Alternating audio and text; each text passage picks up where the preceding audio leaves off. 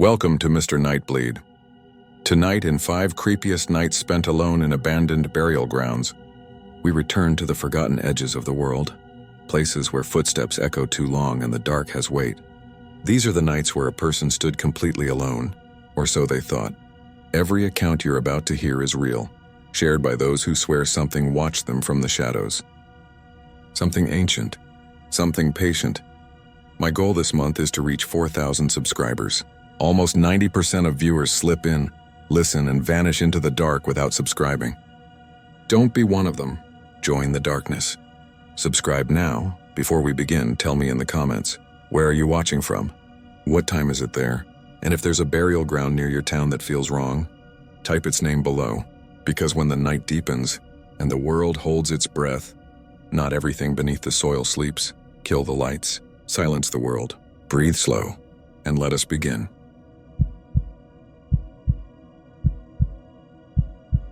I never thought I'd put this out there, but I can't stop replaying it in my head. My name is Beatrice Larkin, and I'm from a small town called Kershaw, South Carolina. I don't make scary movies. I don't go ghost hunting. I shoot quiet little documentaries. Backyard beekeepers, old mill towns, a man who collects antique clocks. The thing that happened last year was supposed to be another quiet project. A short piece about what silence actually sounds like in places where people used to live and don't anymore. I had 2 locations lined up through a friend in Sofia and a translator driver named Mila who was doing me a favor for the adventure. That's how I ended up spending a night in a village cemetery abandoned after a plague a century ago. It wasn't dramatic when we got there. The place didn't look cursed. It looked like a field holding its breath. We bumped along a rutted road lined with hedgerows and came to a low stone wall with a rusted iron gate, kinked at an angle like a bent elbow. There were thin white birch trees scattered around, and wildflowers trying their best through ground that was more rock than soil. The village itself, Svetopetka, according to the faded sign, had a handful of stucco houses, most with shutters closed and roofs patched with whatever the owners had on hand. I saw laundry on 2 lines, a rooster pecking near a broken fence, and an old woman kneeling in a garden with a headscarf tied under her chin. It was late afternoon, the sky a dull aluminum color, the kind of light where everything looks like it has been wiped with ash. Mila parked by the gate, turned off the engine, and the car ticked as it cooled. She's a year or 2 younger than me. Dark hair pulled back, a little chipped black nail polish on each finger. She handles everything like she's already done it once. We should find the caretaker, she said, pulling on a pilled sweater. He lives near here. He wants you to sign that you understand it's not, how do I say, an official place. Unofficial is okay, I said, getting out. My legs felt weird after 4 hours on poorly patched roads. Silence is silence. She smiled like that was naive and led me down a footpath through hawthorn bushes. We found him in a yard full of broken farm equipment and stacked bicycle tires. His name was Petrov, but I kept thinking of him as the caretaker even though he told us he didn't really take care of anything anymore. He was thin as rebar with a cigarette that seemed like part of his mouth. He wore a cap with a football club logo and a jacket that used to be nice. No tourists, he told Mila in Bulgarian. No phones, no candles. If she stays, she stays. No calling me at 2 in the morning because she is spooked. Mila relayed it to me and I said sure, of course. Petrov squinted past us toward the cemetery, then put out his cigarette, tucked it behind his ear as if saving it for later, and pointed with 2 fingers. He said something then and Mila didn't translate. She looked at the ground. When I asked, she waved it off. Just village superstition. It's not important. I knew already he wanted money but wouldn't ask. I handed him an envelope with the equivalent of $50 and a printed form saying, I absolve anyone of responsibility if I fall into a hole or get bitten by a dog. He signed with a careful hand, then took us back to the gate and showed me how to wedge a rock under it so it wouldn't swing in the wind and bang all night. The hinges were dry and the gate made a drawn-out barn squeal as he opened it. Petrov cleared his throat and said something else I couldn't parse, and Mila said, he says you shouldn't walk near the eastern edge after dark. The ground sinks. It used to be a pit, like a mass grave? I asked, and Petrov picked up the word grave and nodded once, eyes on my face like I would flinch. I didn't because I had decided this was a recording problem. Wind direction, crickets versus frogs, how to shelter the microphone. It's easier to think that way. I set up near the middle where the grass was shorter and the gravestones stood fairly straight. Some had plain crosses. Some had names etched in a Cyrillic that looked hand-carved and uneven. Lichen had eaten most of the lettering. There was a low concrete platform with rust circles where something metal used to be. A tiny glass lantern with a slit for a candle still hung from a hook. The glass so fogged it turned my fingers gray when I touched it. I wiped my hand on my jeans and went back to my gear. I use a Zoom H5 because it's simple and reliable. I have an XY capsule that fits up on top like a little set of ears. And I brought a Sennheiser shotgun mic too, something to reach across the field if a dog barked or a car passed. Wind was going to be my biggest problem, so I snapped on a Rycoat windscreen, the fuzzy dead cat, and taped the cables so they wouldn't thump against the tripod. I set the recorder at 96 kHz, 24-bit, named a folder, Svetopetka, set the file name prefix to SP011, and checked battery levels. Recommendations on forums say, don't rely on AA batteries overnight when it's cold, so I used a USB battery pack with Velcro and an elastic strap. I set the gain low and watched the tiny bars hop when I spoke. Test, I said, feeling stupid. Svetopetka Cemetery, 1842. Mostly cloudy. Light wind from the west. Temperature maybe 15 Celsius. Mila took a picture of me with her phone and said she'd go down to the village for water and something to eat. Then come back to sit with me until 10. After that, she said, you are on your own until sunrise. We can't get back if I fall asleep driving. Don't worry. I have slept in stranger places for projects. A shrimp boat off Beaufort, a hostel room above a karaoke bar in Kyoto. I'm practical about tents and layers and snacks. I had a thin sleeping mat, a bivy sack, and a lightweight quilt I could pull over myself if it got cold. I had dry mango and almonds, little hotel shampoos for the morning, a headlamp with a red setting. I had a thermos of coffee and a way to tell myself this was work, not a dare. Near sunset, the bird noises changed. It's always a shift, from gossip to curfew, and then to the kind of high light chatter insects do when they don't know their sound carries. There was a thin smell of smoke from somewhere and a deeper smell like wet mineral and mushrooms. Mila came back with a loaf of bread wrapped in newspaper and a wedge of cheese and a bottle of water. She sat on the low concrete platform and ate slowly, watching me test levels on and off. Scratch a few lines in a notebook about the layout, the way the wall veered, the way the graves seemed to cluster as if people had buried their families as close as they could. That thing they say about plague pits, about how people had to bury quickly and carelessly, is something I've read and never had to stand next to. There was no sign of a pit, just grass that felt softer in one area and pressed down easily if you stepped on it. I avoided it because Petrov asked and because the recorder's tripod was already picking up vibrations when I shifted my weight. Sound is a stack of hands trying to touch you. I wrote once for a grant application like the brush of coats in a subway. Too many hands and you go numb. At 21:55, Mila checked the time, then stood and dusted off her hands. I'll be back before 7, she said. The sun will be up at 6:30. It's less dark after 4. Use the red light if you need to move. She looked around the same way Petrov had, like she was counting something. I asked her again what he said earlier, the part she didn't translate. Mila frowned. He said the last people who were buried there, they didn't get moved to the new cemetery because nobody claimed them afterward. And when you record, sometimes the microphone picks up voices. Not ghosts, just voices, bits of radio maybe. He says it happened to a man who came once with a big German tape machine. She shrugged. He's not technical. Radio bleed is real. I've caught church sermons in AM scratch on the edges of files and truckers talking somewhere in South Carolina, and once, what sounded like a baseball game in Spanish where there was no signal on my phone. It's messy. It's explainable. It's the kind of flaw you cut around. You'll be okay? Mila asked, and I said I would. She squeezed my shoulder and said, if you see a light moving near the east corner, sit still until it stops. Sometimes kids play there. And then she laughed at herself and said, God, I sound like a mother. And left the gate tilted just so, with the wedge of rock holding it from banging. After she drove away, the sound of the engine took a little while to drain out of the air. The graveyard doesn't have fences or trees that hold noise in. It's open to the fields and a shallow valley and then further hill country beyond. So sound moves and settles. A bell rang somewhere far off. Then a dog barked, and another dog, higher, made the same shape. Then the crickets took over the lower register, and the wind came up like breath through a cough. I sat on my sleeping mat, the recorder a foot away on its tripod, the shotgun mic aimed vaguely toward the middle of the cemetery where the stones were denser. I wrote timestamps every 15 minutes to mark the change in noise floor. I chewed almonds, I poured coffee. I felt the coffee move like electricity into my fingers. I had the headlamp off.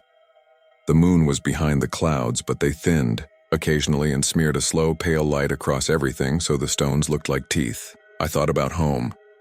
I thought about my dad replacing a squeaky hinge on the basement door when I was a kid, because the squeak gave my mom chills for no reason she could explain. It isn't the sound itself that scares you. It's your brain doing a shadow play in the corner with its hands. At 2350, the wind died and everything lifted.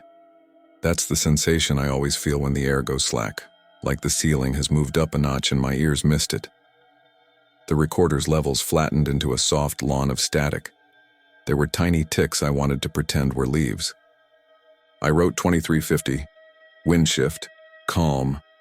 When the gate moved, it was a sound as clean as a fingertip tapping a glass. My chest did a little jump I would rather deny. Another tap, a slow click as the hinge settled, and then the faintest friction squeal that didn't carry so much as smear into the quiet. You know how you listen to see if a noise repeats? I did that. Nothing. I told myself it was the wedge of rock slipping. Don't be dramatic, B. You're alone and your brain wants company. I stood, careful with my boots, and crossed to the gate with the red light on my headlamp flaring a circle around my feet so I wouldn't trip. The rock had shimmied loose and was halfway out. I tucked it back under and whispered, "There," like I was calming a dog. The whisper of my voice sounded counterfeit in the open space. When I turned, something made a soft clack in the field beyond the wall. Not like a footstep, not exactly. Like a bottle knocking a stone. I let the light graze the grass and saw nothing. It's not strange to have trash in a field. It's not strange for it to move in a breeze. Back on the mat, I sat with my nails, pressed into my palms until my heart slowed enough to feel silly. The recorder's time code ticked along. Midnight passed. I don't have a thing about midnight. 2 and 3 a.m. or worse. Those times have a temperature to them. The clouds kept scudding fast, and now and then the moonlight slipped across the cemetery and made the stones into cheeks and chins for a second, then took it away. The first whisper was faint enough that I could have missed it. It came from everywhere and nowhere, the sound that breath makes when it curls the edge of a consonant. I leaned forward with my head tilted like a raccoon and almost laughed because of what I must have looked like. It happened again. A breath shape, then another. I watched the recorder. The meters didn't move. A whisper isn't a big sound. I adjusted the gain a tiny bit, then stopped because I didn't want to ruin the noise floor with handling noise, because I am disciplined and precise and not the kind of person who jumps at their own hair. I told myself it was wind teasing the grass in a strange way. It's the sound of a bow pulled lightly on strings. It's a word you can't hear unless you think you hear it. It's rabbits. It's my blood in my ears. I wrote Euro in 07, whisper, like it would look ridiculous later. The third time I felt the ghost of that air on my cheek. That's what made me swallow hard, not the sound itself. The sense that something had exhaled near my skin. I said out loud, "Anyone there?" Which is the dumbest thing I have ever asked a patch of weeds. The recorder caught the slight ragged rasp in my voice, and I hated that it did. There was no answer. A far train moaned in some other valley, long and sad, the kind of sound that gets inside your ribs. An owl made a single hoo. I waited another long minute and then told myself to move, to shift my legs so they wouldn't go numb. When I reached for the thermos, I knocked the notebook with my elbow and it fell with a flat papery slither into the grass. I grabbed it, annoyed, and caught a smell that I hadn't noticed earlier. Not mildew, not decay. It was more like iron, and damp limestone like the interior of a hospital turned off and left to cool. If you're reading this thinking I'm building to some twist with glowing eyes and hands grabbing my ankles, I'm not. Nothing touched me. Nobody screamed. There was no demon, no witch, No miracle of voices swirling like a choir. What happened was small, and it was enough. The whisper came again, this time a little longer, like someone trying to speak with lips that wouldn't open easily.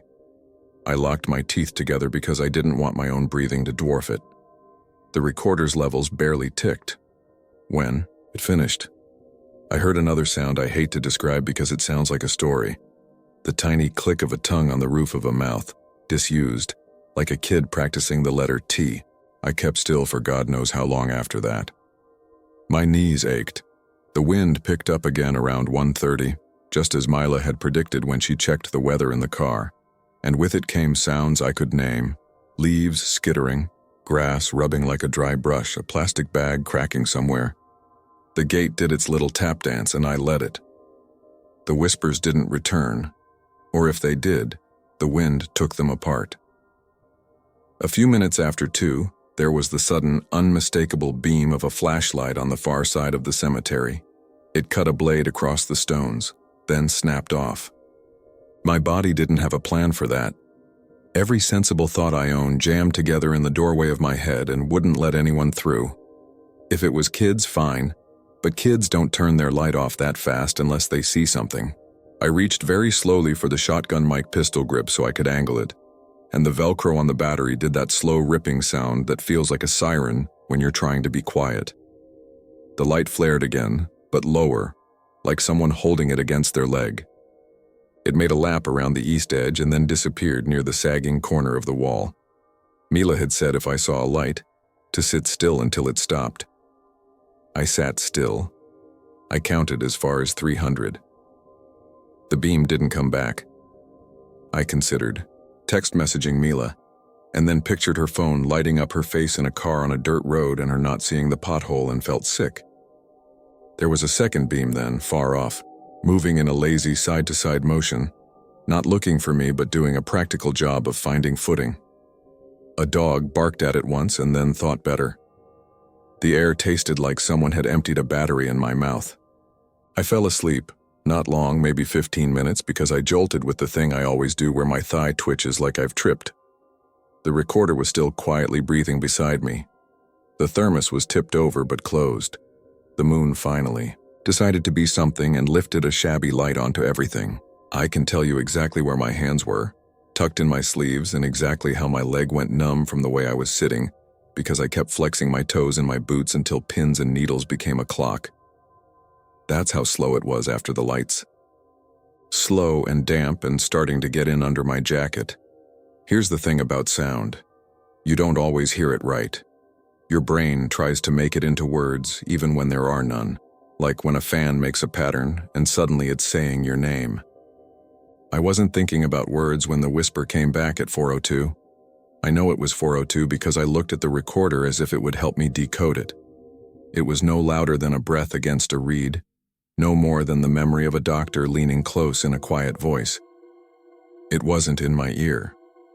It wasn't all around. It was just there. And the shape of it. This is the part that sits on my chest at night. My brain made it into English, even though everything around me was Bulgarian. My brain made it into, "We are still here." I closed my eyes because that was the only thing my body knew how to do. I didn't think ghosts. I didn't think curses. I thought of Petrov's cigarette and the empty houses and the fact that this place was not empty at all. It was full of the idea of people, and sound is a shape people leave behind without knowing. I opened my eyes. I didn't run. I didn't even stand. I stayed where I was because you can make sound worse if you chase it. The air had a slightly different temperature against my face, like exhale versus inhale near a window. The recorder's meters showed almost nothing. It was the kind of signal you pull up in post and it brings a mountain of hiss with it, and you ruin an afternoon trying to scrub it clean. The sky eased toward lighter gray. A lark did its idiot morning song like the world hadn't ended. When the sun finally scraped itself up and threw a little gold on the tops of the stones, my body gave me permission to stand. I packed slow like I was going to spook a cat. I turned off the recorder and the cessation of that tiny red rec dot felt like hanging up on someone. I walked to the gate and left the wedge in place because I didn't like the idea of it swinging while I wasn't there. On impulse, I went to the eastern corner where Petrov had told me not to walk. The grass had an odd give to it and I didn't try it. There were cigarette butts near the wall. New, not Petrov's brand. 3 of them in a row, filters pinched. Whoever had the flashlight last night had stood there a while. There were footprints, heel and toe, dried mud that might have been from a ditch beyond. Not a child's size, not a boot either. The pattern looked like a cheap sneaker. That made everything worse somehow. The ordinariness of it. Mila's car, when it pulled up at 6:48, made me weirdly teary the way hot food does after a long day. She opened the door and said, "You look like you slept on homework." And I told her about the light and she swore and scanned the field. I didn't tell her about the whisper, not yet. It felt fragile to say. It felt like if I moved it into air, it would become something bigger than it was. She walked around inside the cemetery, hands in her sweater sleeves, then came back and looked at me like I needed instructions. "Coffee in the village," she said. "Then we go find a bathroom that isn't a hole. Then we show Petrov we didn't die." In the cafe, there were 2 men with the faces of people who wake up before light and feed animals as a matter of course. They watched us in the way men watch 2 women they don't know in a place where they know everyone, which is to say, without animosity, just listening. The television over the bar was tuned to a morning program where a host with a too bright tie smiled at a weather chart. Our coffee came in cups the size of medicine and had sugar melted into it already. I held the heat in my palms and tried not to think about the phrase my brain had offered me at 4:02. When Mila asked finally what I had recorded, I told her it was mostly wind. Petrov took the second envelope because I insisted, and he didn't ask what I heard, which was his gift to me. On the road back toward Sofia, Mila put on a playlist of American songs from the early 90s, and I watched fields and then proper highways and then billboards and toy stores and the steel ribs of a stadium being built. I fell asleep with my head against the seatbelt anchor and dreamed that I had filled my recorder with breath and had to keep it underwater to keep it from escaping. I woke with a start, and since I can be dramatic in sleep but not in waking, I laughed and rubbed my face and said, "I have the audio. That's the important part." Back in the noisy world of home, it took me a week to gather nerve to listen in a serious way. I converted the files and put them into my editing software, and watched the slow river of waveform crawl across the screen. I know what to look for. Faces in the noise, spikes that aren't insects. I ducked the low rumble of wind with a gentle shelf, put a narrow cut on a frequency that had a nasty ring. The night in Svetopetka was almost not a sound at all. It was the suggestion of one. At 0:07 there was a rise that might have been a whispered consonant. At 02:21 there was a soft plastic click I knew was the battery strap. At 04:02, very faint and at the ragged edge of human breath, there was something. If you've never listened to hours of ambient sound, you might not know the way your brain leans forward after a while and starts seeing patterns the way you see a face in trees. Our minds are ruthless about giving shape to random. I told myself that a dozen times as I looped that 5-second stretch until I knew every pixel on the waveform, like pieces on a table. I built a high shelf to push the air. I put a gentle upward curve at 2 kHz to catch the sibilance that wasn't there. I brought in an expander set very light to stop the hiss from swallowing everything when the sound dipped. What came out after that wasn't clear. It wasn't English grinning up from the mud. It was breath over reed, the shape of a phrase.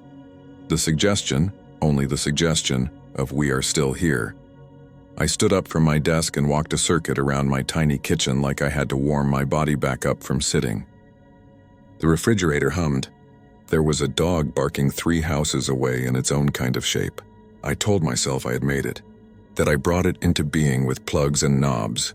I told myself to throw the takeaway, label it wind, or at least relegate it to a folder called Handfuls of Silence. I sat down again. I listened once more. I turned off the EQ and listened to raw, then to adjusted, then raw again. There it was and there it wasn't. I decided to send Mila a message, not about what it said, just that I had gotten something. I typed, "I think there's a breath-like voice on the file," and stared at it.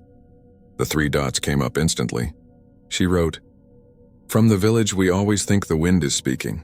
It's a thing people say so they don't feel bad about leaving. Don't carry it like a brick." I wrote back a smiley. I didn't feel, and changed the subject to her dog because it had swallowed a sock last month and had to have a stern talking to.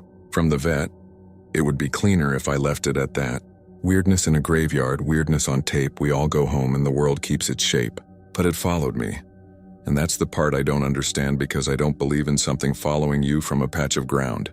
I had other shoots. I sat in a retired ironworker's garage and recorded the clink of him sorting coffee cans of bolts. I laid on my belly by a marsh and caught the slow suck and push of water under reeds. I sat in my own living room at 2 a.m. and held a mic near the window to get the soft hoot of a train. I wasn't trying to conjure anything. I was trying to work. But every quiet room has a swell in it that feels like a person deciding to talk. And after Sveta Petka, that swell kept turning into a shape in my head. A week after I got back in my hallway with the AC kicking in, there it was again in the shallow duck breath. Not a voice. The suggestion of one, bending itself over the air like a coat over a chair and becoming human. I called my dad because he's practical in the way of people who fix things that squeak and leak. He listened, bless him, to one of the less processed versions and said, "I hear the air moving and some little ticks here and there. If you want me to say I hear words, I don't. But I know your ears are better than mine." He asked if the recorder could have picked up a radio station, and I said maybe, but it didn't sound like that. He said, "What would it cost you to treat it like a sound and not like a meaning?" And I said, 8 hours in a gentle bed of noise for the film and a mention in the credits and then a quiet death on a hard drive. He said, "Then do that." I told him I would. I didn't. Instead, I played it again late at night when my apartment was drum tight and the only sound was the fridge and the high mosquito buzz of the streetlight bulb outside. I stood with my fingers touching the side of the machine the way you touch a cat to let it know you're there. I thought if I held it I might be able to feel the throat in it, the thing my brain wanted to draw around the air. I kept the lights off, not to be spooky, but because sound is easier in the dark. At some point I realized I had my hand on my own throat too, like I was checking if I was the one making the noise. I wasn't. I couldn't have been and not known. The last thing that matters is a detail that shouldn't matter. I was going to back up my project files to the cloud and discovered the folder for Sveta Petka had a subfolder I didn't remember making. It was called Old. Inside were 3 versions of S2007 that were identical in size. A day stamp I didn't recognize said they'd been created the afternoon after I got home. I never saw them. I opened one. At 04:02, the whisper-shaped breath was there, faint as always. But this is where I lose half the people who hear me tell this. There was also a voice farther down in the noise floor. Too low to register unless you build a house of EQ around it. A voice I know as well as I know my own because I spend hours a day sitting in my room, talking to a microphone and listening back to edit. It was me saying barely, "We are still here." There are a dozen ways that can happen, most of them boring. I could have run a test and forgotten. The recorder could have picked up a fragment of my whisper from earlier when I talked to it and dragged that shape into the dawn. There are imperfections in software. There are tiny shifts in perception when you're tired. I know all that. It doesn't stop the small ice cold of imagining my mouth forming words I didn't choose in a place where I had deliberately promised to take only what the night gave me. I didn't upload it. I didn't cut it into the film. The short ended up being about the way small towns fold their noise around you like a jacket. It had the ironworker, the marsh, the train, a shell of wind from the cemetery, but no voices. People who saw it called it meditative. Someone wrote kindly that I am good at listening. Every time someone says that, I feel the inside of my jaw go tight because I hear something other than what they hear. When I open my window at night, there's a pause where the air gathers itself, and I wait to see what my brain will make of it. Most times it's nothing. A few times it's the shape of words, and when it is, I turn on the sync just to give the air something else to ride so it won't choose that old shape again. A week ago, I got a postcard from Bulgaria with a picture of a sunlit street in Sofia, and a scribble from Mila I could barely read over the glossy surface. She wrote that Petrov had died over the winter, a small death, she said. The kind people barely talk about because it isn't dramatic, and that the village council had finally closed the gate properly and put a chain through the latch so kids would stop going inside at night. She said the laundry was back on the lines and someone had painted a fence, and the dog that barked once at the flashlight now has puppies under a porch. She told me to come back in spring when the fields go almost unnaturally green. I put the postcard on my fridge with a magnet shaped like a strawberry and stood there looking at it until my coffee went cold. I don't think the dead speak. I don't. But I think empty places remember how people sound, and sometimes your ears try to fill the space with a shape that feels right. I think we leave outlines where we've been, and microphones are bad at telling the difference between a voice and the memory of one. I sleep with a fan on medium now, which is a ridiculous solution because it makes the exact kind of endless whisper that caused the trouble, but somehow it's easier if it's steady. When the air conditioner kicks in and the duct blows over the door and the pitch changes as the compressor cycles, I tell myself this is just physics, and I believe it mostly. Then, in the part of the night where 2 and 3 a.m. smear together and the refrigerator hum lifts by a half step because something in it is getting tired, I count to 300 with my hands crossed on my chest and my mouth closed, and I don't ask if anyone is there, because I'm not sure I want to know, and I'm not sure I want to hear my voice answer.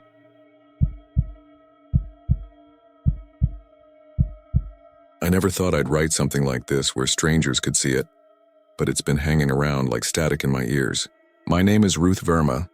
I live on the edge of Shivpuri in Madhya Pradesh, about 10 minutes by scooter from the old royal burial ground everyone here just calls the Chhatri. People go there in the winter for photos when the mist makes the domes look like lanterns. I went there for a job. Night guard. I took it after my mother's stroke because it paid $2,000 more than the textile shop, and the hours meant I could take her to therapy in the afternoons. That was how I ended up spending my nights among marble, bats, and the smell of damp stone. The first evening I reported in, the sky was still pink and dusty, and the caretaker, an old man named Omkar, showed me the keys and the logbook. He had a habit of lowering his voice when he said simple things, like he didn't want to wake the ancestors. "Don't write poetry in there," he joked, tapping the logbook with a brown fingernail. "Just the rounds, the times, any problems. Mr. Pathak wants everything. Neat." Mr. Pathak was from the district office and stopped by once in a while to talk about budgets and install a new lock every time a news story somewhere made him nervous. The burial ground is not what most people picture. It isn't graves in a row. It's small pavilions, chatras, with carved pillars and a heavy central platform where the cenotaph sits. The biggest one, the Maharaja's, has lintels carved with peacocks and a ceiling that's browned from years of oil lamps. From far away, the whole complex looks like a cluster of white mushrooms sprouting from a scrubby lawn. Closer you see the chips in the plaster, the yellow lichens and the little nests mud wasps make in the stone seams. The walkways are gravel, then stone, then gravel again, where the renovation ran out of budget. When the night dew comes, the air smells like iron and something sweet, almost like guava left too long in a bag. My shift started at 7. Omkar would lock the car gate and leave by 8. After that, it was me, the stray dogs, and if I was lucky, Kalu, the tea seller who set up his cart outside the wire fence and kept odd hours. He had a little gas stove and always hummed the same 2 lines of a song while shaving ginger with a blade so dull it should have been a spoon. Sometimes police stopped. 2 constables and a scooter. They'd shine a torch around, drink tea, ask if there had been trouble, and leave. The CCTV screens in the tiny guard room showed 4 black and white views: the gate, the main pavilion, the back wall, and a dead zone full of bougainvillea that Pathak said was impossible to fix until the monsoon budget arrived. The screens weren't much use. Moths looked like comets in that shitty resolution. Those first nights went like you'd expect. I made my rounds, wrote the times in the logbook, practiced the habit of walking slow because fast feet sound like fear. I learned which lights took a second before they came on, and which ones blinked like tired eyes. I learned the sounds the place had at different hours: the thin hiss of the irrigation line at 9, the distant metal scream of the night train at 11, the coyotes or jackals, Omkar swore they were jackals, yipping around one, and the neighbor's rooster, confounded by streetlights, starting his day at 2:30. The echo in the main pavilion is a strange thing. It's not immediate. It comes back to you a half-second late, smaller, like a timid child following a parent too close. I noticed the footsteps on my 3rd week. It rained earlier that day, just a quick shower that leaves everything smelling like crushed leaves. When I walked from the guardroom to the Maharaja's pavilion, I heard my sandals on the gravel, then soft, slow steps behind me. Not light, not heavy. The rhythm was like mine had a delay. I stopped. The steps stopped at exactly the same moment. I turned around with the torch held stupidly high the way they teach you in the training video, as if the beam makes you bigger. No one was there, just the plume of my breath and the way the light made tiny spiders on the ground shine like they'd been dropped in mercury. I told myself it was the drainage after the rains, the little stones resettling under my weight, rocking, then falling back. I walked again. The steps came again in that same rhythm. Not quite an echo, but not quite someone else either. Every time I stopped, they stopped exactly there. When I tried to outsmart it by pretending I'd stop and then continuing, the steps lagged, then matched. It made my neck feel cold in a way the air didn't explain. Omkar laughed the next day when I told him, and not kindly. "This is why they don't put girls on night duty," he said, clucking his tongue, then saw my face and softened. "Are Baba, it's the acoustics. The chatras talk, it will settle." Later, Mr. Pathak, who arrived in his white Alto with dust always collecting on the windshield wiper, told me it could be a thief trying to scare me. "They move around like cats. Don't let them read your fear," he said, and promised to send Harish, another guard, to join me 2 nights a week until I adjusted. Harish was 22 and wore his watch over his sleeve like a commander. He brought a radio that played old Hindi songs with the treble turned too high, all cymbals and snare. The night he came, we didn't hear the strange footsteps. We walked the loop together and then split up and still heard nothing. "See?" he said at 3 in the morning, slapping the top of the CCTV monitor to settle the rolling image. "It's your mind. At night, the mind borrows noises." He had a tin of cheap cigarettes he hid in the broken part of the lower wall of the main pavilion. "Don't tell Pathak." But when it was just me again, the sound returned. The 7th night after Harish's visit, the steps were so clear that I felt the hair on my arms lift with each one. I tried to make a game of it. I counted my steps between the lamp near the banyan tree and the corner of the Maharani's pavilion. 38 walking normally, 30 if I took bigger strides. The following sound matched every time, 38, 30 a beat behind.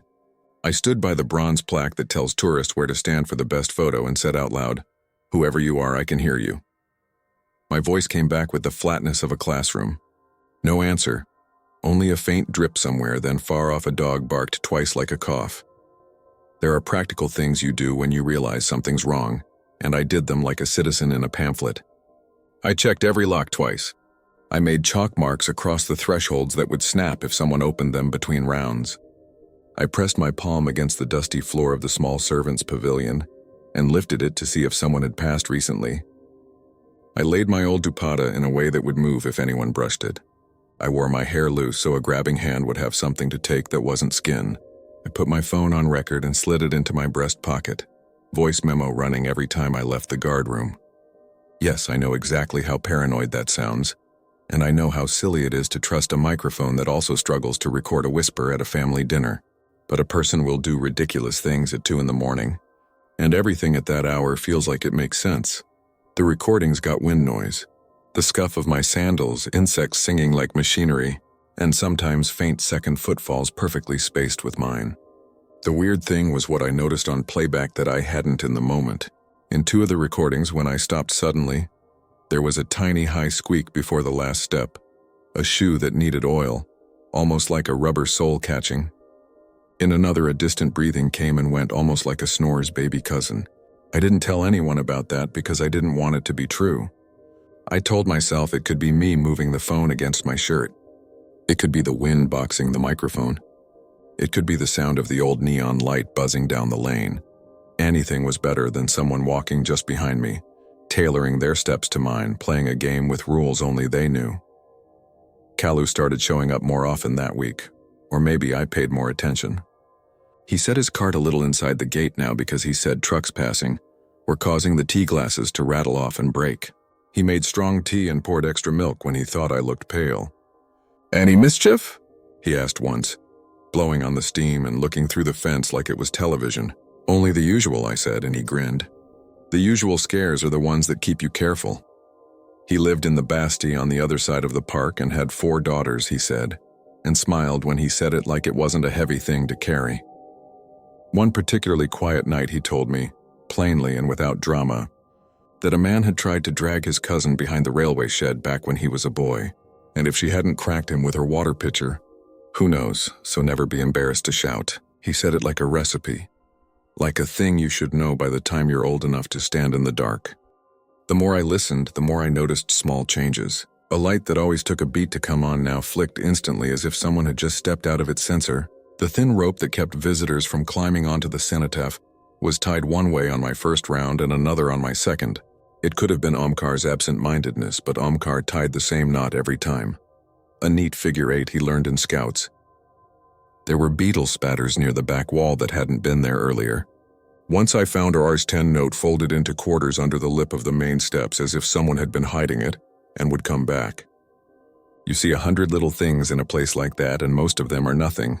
A handful of them are not nothing. And the trouble is, you never know which handful. 3 days before Diwali, the district did a photo op where a junior minister lit a lamp and promised better fencing.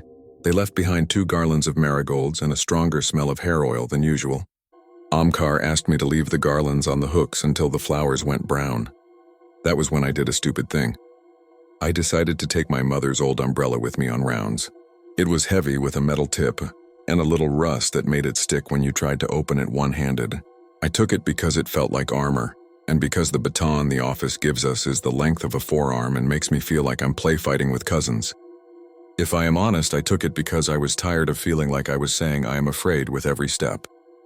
The umbrella weight said something else. That night, the power cut at 1:30. The inverter in the guard room beeped its long, sick tone and then fell quiet. The generator did its sound, a cough, a pause, a cough, cough, and then died. The lights in the pavilion turned to moonlight and the world got bigger. I stood still, let my eyes open like a camera, and walked with the beam of my torch set low so it wouldn't blind me into foolishness. Near the north wall, the footsteps came. Not from the gravel this time. From stone, slow, 1, pause, 1. I stopped, and they stopped, and something in me snapped. Not like bravery snapping into place, but like an old elastic breaking. And you don't have to be careful anymore because the thing that held you is gone. I turned off my torch. I waited 10 seconds. I counted aloud softly to 10 in Hindi, the way my mother counts when she steadies herself before standing. I took 3 steps forward, then 2 quick ones to the side, then 1 backwards, then stopped. Behind me somewhere, the steps tried to mirror it and were just a fraction wrong. The hair on my arms rose high and prickled, and I realized 2 things at once. Whoever it was couldn't see me clearly, and whoever it was had learned me. They knew the pacing I used when I was nervous. They had practiced stopping when I stopped. They had been doing it long enough to enjoy the part where my body wanted to turn around and my brain said, don't. I walked towards the Maharani's pavilion because that one has the best vantage. The plinth is wide and you can see the main path. My plan, if you can call it that, was to use the low step to make a sound I could tell from theirs, then swing the umbrella if anything broke silhouette. It's a terrible plan. It's what I had. I moved, and the following steps moved, and at the edge of my hearing there was that tiny rubber squeak again, like a well-used sole on stone. I could feel my heartbeat push against my ears, a hot throb like water being pumped by hand. The moon was bright enough to make the white stone glow, and my shadow was a smeared shape next to the carved pillar. I placed the umbrella on the step and dragged it just so to make a long scraping sound, and then stepped aside, fast, pressing my back to the pillar. A shape moved where I had just been. It wasn't clear. A taller dark inside the general dark. A person, because of the way the head shifts when someone looks without wanting to announce they are looking. He or she, I can be fair and say I didn't know, but it felt like he stood exactly where I had stood a second before and did not move. My mouth filled with the taste of coins. That metallic sour thing, and I thought, if he reaches out, that will be the point of everything. He did not. He stood there, and then he took a step to the side the way I had done earlier, and that was worse because it meant he had seen me do it and filed it away like a trick he could reuse. I lifted the umbrella, held it like a spear, and in a voice that came out sounding like my aunt when she scolds children, I said, "Bass, enough, show me your face. We will go to the police now." My words seemed to touch the stone and fall to the ground. The shape turned its head in my direction, but not towards my voice, more like towards my breath. We were both very still for a small forever, when the generator churned back to life with a phlegmy wheeze. The lights blinked and the white glare washed the shadows thin, and for an instant I saw a reflection in the glass of the showcase holding the Maharani's silver puja lamp. Not a face, not features, just a hat. A cap pulled low. It could have been anyone. It could have been no one. When I swung the umbrella, it hit nothing, and when I took 2 quick steps forward, there was no resistance, no sound of retreat. The space where he had been was just air and the smell of a man who uses a mint-flavored pan masala. I ran after that, and I hate that I did, because running is what they want you to do if they want to see where you go to feel safe. I ran to the guard room and slammed the door and threw the bolt. And the bolt, which usually slides smooth, caught halfway like something had swollen, and that little hesitation made me want to kick the wall. I called 100, then S.I. Sharma directly because he'd given me his number once when he was gossiping about a stray cow that wandered into a temple. He said he'd send a man. He asked if I was sure it wasn't a dog. He told me to stay in the guard room and not be a hero, and I said I wasn't trying to be anything. When he hung up, I realized both my hands were shaking, and I pressed them flat on the logbook to flatten them like cloth. When the two constables arrived on a scooter, their headlights swept the fence like a lazy searchlight. They stomped around with their heavy boots, talked loudly on purpose, and made the place feel briefly like just a garden, just a place with trees and stone. They found nothing. No footprints in the damp dust under the plinth except mine and theirs. The chalk marks were unbroken. One of the constables shone his torch under the lip of the main step and found my Rs 10 note from 3 nights ago. He wiped it on his shirt, gave it to me like a prize, and said, "Sometimes fear is a moneylender. It gives you back more than you left." He meant to be kind. He drank Kalu's tea and made a show of enjoying it too much. Before he left, he said, "If you want to transfer, ask Pathak. There's no shame." Then more gently, "In places like this, the mind chews its own chewing." I didn't ask for a transfer. I told myself I wouldn't let someone drive me away from what I needed to do for my mother, from the rent that had to be paid, from the drip schedule of her morning medicines that was only possible because my nights were occupied. I came back the next night with inner soles that didn't squeak, and my phone charged and a second torch just in case. I changed some of my habits. I varied my route. I did some rounds in reverse. I stood in the shadow so I could listen. When the footsteps came, I did not stop cleanly. I slowed gradually so the sound had to reveal whether it was following me or following itself. Whoever made those steps adjusted too. At 1:15, they matched me again. Slow, not heavy, patient. I set my phone to record. I set in the logbook the exact time. I set small traps. On the second round, one of the traps was not as I left it. There is a little broom the cleaning boy leaves by the stand for flower offerings, just 3 sticks tied with twine. I had propped it at a slant against the cenotaph. If someone walked close and brushed it, it would slide. When I returned, it had slid, and the twine had a tiny smear of red like pond that someone tried to wipe on a corner. I crouched, touched it with the corner of my dupatta, and a smell hit me that was not the marigold rot or the usual stone sweat. It was a sharp, clean smell under the mint, a cheap aftershave my cousin used in college. Something about it made my skin crawl, not because of the fragrance itself, but because the man had been close enough to leave it. Harish came for his scheduled night, and I didn't tell him everything. He was all swagger until the power went again and the generator took its time. And then he wasn't. We walked single file through the center walkway, me in front because I knew the way my torch needs a tap, him behind whistling a film tune too cheerfully. The following sound came as we passed the Maharaja's pavilion.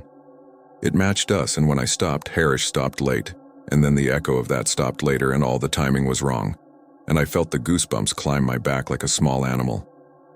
I whispered, "Do you hear that?" And he said, "It's the echo," but his voice had a low shake. We waited. The sprinklers came on. A fine mist drifted through the moonlight and turned each beam into lace. The steps did not come again, and if you want to think we were both being silly, you can. I wish I did. 2 days later, just before dawn turned the sky that beige that makes everything look tired, I found something else. There's a narrow service door at the back of the main pavilion used by the electricians, so they don't have to lay cable through the front steps when they check things. It has a little space behind it before the corridor opens out. I had never paid attention to that space because it smelled intensely of rat urine. That morning a gleam caught my eye. A small silver packet sat there, the kind with a stringless tea bag torn open and used to hold something else. Beside it 2 matchsticks. The match heads were scraped and pale. I know this detail because I picked them up in a tissue like a crime show person and let them sit in my pocket, because there are kinds of men who like to keep their hands moving in the dark. When I told Amkar later, he shook his head and said the electricians sometimes eat there. "Tell them not to," I said. "Tell them to stop smelling like someone who waits." I started talking out loud more than I realized. A thing arrives and you try to make a home for it, even if it arrives at the wrong hour.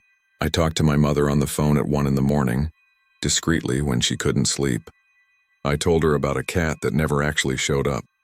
I told her about a bat that hit my shoulder and I pretended it scared me, but it didn't, because small flying things are just doing their job. I didn't tell her about the steps. I didn't tell her because she would remember the time in school a man followed me halfway home, and I didn't tell anyone, and then he called our house because he had memorized the sticker on my school bag. She would remember, and then I would be the girl again, not the person holding the keys to someone else's history. When you are being watched, your body knows before your mind admits it. The shoulder blades tense, the mouth goes dry as sand, your ears get greedy. I started having a headache above my eyebrows like a tight band, from constantly trying to hear something better. I woke with tiny muscle cramps in my feet from keeping my toes ready to push off. Kalu noticed first. "You're losing weight," he said without the fake admiration that people sometimes give like a compliment. "I'll make you tea with more sugar. Don't argue." He leaned in that night without asking and whispered, "Someone's been asking your timing." I felt my insides turn liquid. "Who?" he shrugged. "A boy I didn't like. He had a cap. He pretended to look at the menu and then asked whether you go home at 4 or 4:30, as if it mattered to the tea. I told him sometimes 3, sometimes 5, which is a lie. I'm sorry. I thought it would help. It did not help." My scooter's headlight suddenly seemed like a flare announcing me. I started parking closer to the gate and leaving with a police scooter if they happened to be there. On nights when they weren't, I waited for the vegetable seller's trucks at 5 and drove behind them like a chick behind a mother hen. I showed S.I. Sharma the matchsticks and the torn tea packet and played him the recordings on my phone. He listened the way men listen when they know you can't say anything that has a perfect edge. "We'll increase patrol," he said. "You can always shout. We're nearby." He asked if I could describe a face and I said no, and his shoulders relaxed a fraction as though that made it less real. 2 weeks after all this began, Mr. Pathak installed a new light by the back wall and a sign that said, "Under surveillance" in bold letters. The camera wasn't hooked up yet, but the sign made him feel like he had done a big thing. He also gave me a small body camera still in the box. "For your peace," he said. "It records for 4 hours. I wore it once." The strap felt like a hand around my ribs. I wore it a second night because not wearing it felt like a dare to whoever had learned me. The first night's recording was mostly of my chin in a blur. The second night's caught something nonsense. 2 seconds of a shadow that did not match mine in length because the light source was different. It was the kind of artifact that skeptics show to say, "See, your eye wants patterns." I watched it 5 times and then closed my laptop and put it under my mattress like a teenager hiding a magazine. Everything culminated on a night so warm and still that the insects sounded like a single thick note. I had been walking with the umbrella in my left hand, baton in my right, which is also ridiculous because you cannot use 2 hands at once. There was a smell of kerosene in the air because someone had been burning trash down the road, and the smoke had drifted and hung a little under the arches. Around 2 as I passed the Maharani's pavilion, something ticked to my left, very small like a fingernail on glass. I turned my head and that was all it took. From behind, a hand reached and touched, not grabbed, not yanked, just touched the end of my hair. A single touch at the tips, a hello almost polite, and my body turned to salt. I spun and swung both umbrella and baton, and hit nothing with the baton and a pillar with the umbrella, metal on stone ringing like a bell. I shouted without words, and that surprised me most, that it wasn't stop or who, but more animal. The following step stumbled once, and that was new. He hadn't stumbled before. I stepped forward, and the person must have stepped backward because I sensed the air shift away. Something fell, a soft clatter. I shone the torch down, and there was a cap. A plain navy cap with sweat marks on the inside band. I snatched it with the umbrella end like a fisherwoman lifting a fish. I wanted to scream and I wanted to laugh at the same time because, what is a navy cap? A navy cap is nothing. It is proof of nothing. It is an object that says someone was here, and then 100 people always say someone is always here. It is a public place, so what did you expect? Private air? I backed into the torchlight and the cap swung and bumped my knuckles, and that little domestic sensation brought the world back into focus. I shouted again, words this time, and Kalu's dog barked from beyond the fence and the footsteps retreated. Down the side path, then over the gravel. Then they were the high ticks of a climb over the wire at the far end where the bougainvillea makes a curtain. Sharma came. He took the cap in a poly bag. He made a small mocking face at the brand stitched inside. He shone their big torch over the far wall and pointed to a bend where dust collected on the stone had been scuffed once. "He's been coming and going there," he said, and then almost kindly, "You should take some leave." In the days that followed, a man in a cap passed 3 times outside while the tea cart was there, and then vanished when 2 policemen were parked within sight. The recordings on my phone got, if anything, more boring. It was as if, after the cap, the steps decided that part was done and no longer needed to make music to stay with me. I stopped sleeping properly. Not from fear exactly, but from how the nights made me long and stretched inside. My mother asked why my voice sounded thin. I lied about a cold. A neighbor said she saw a man on the stairs of our building at 2 in the morning, standing on the landing between our floor and the next, pretending to check his phone, and when she asked who he was visiting, he smiled too wide and said, "A friend," and then left without knocking any door. The neighbor is old and likes to feel important. That is what I told myself. A week later, I found a small folded paper packet slipped under our door.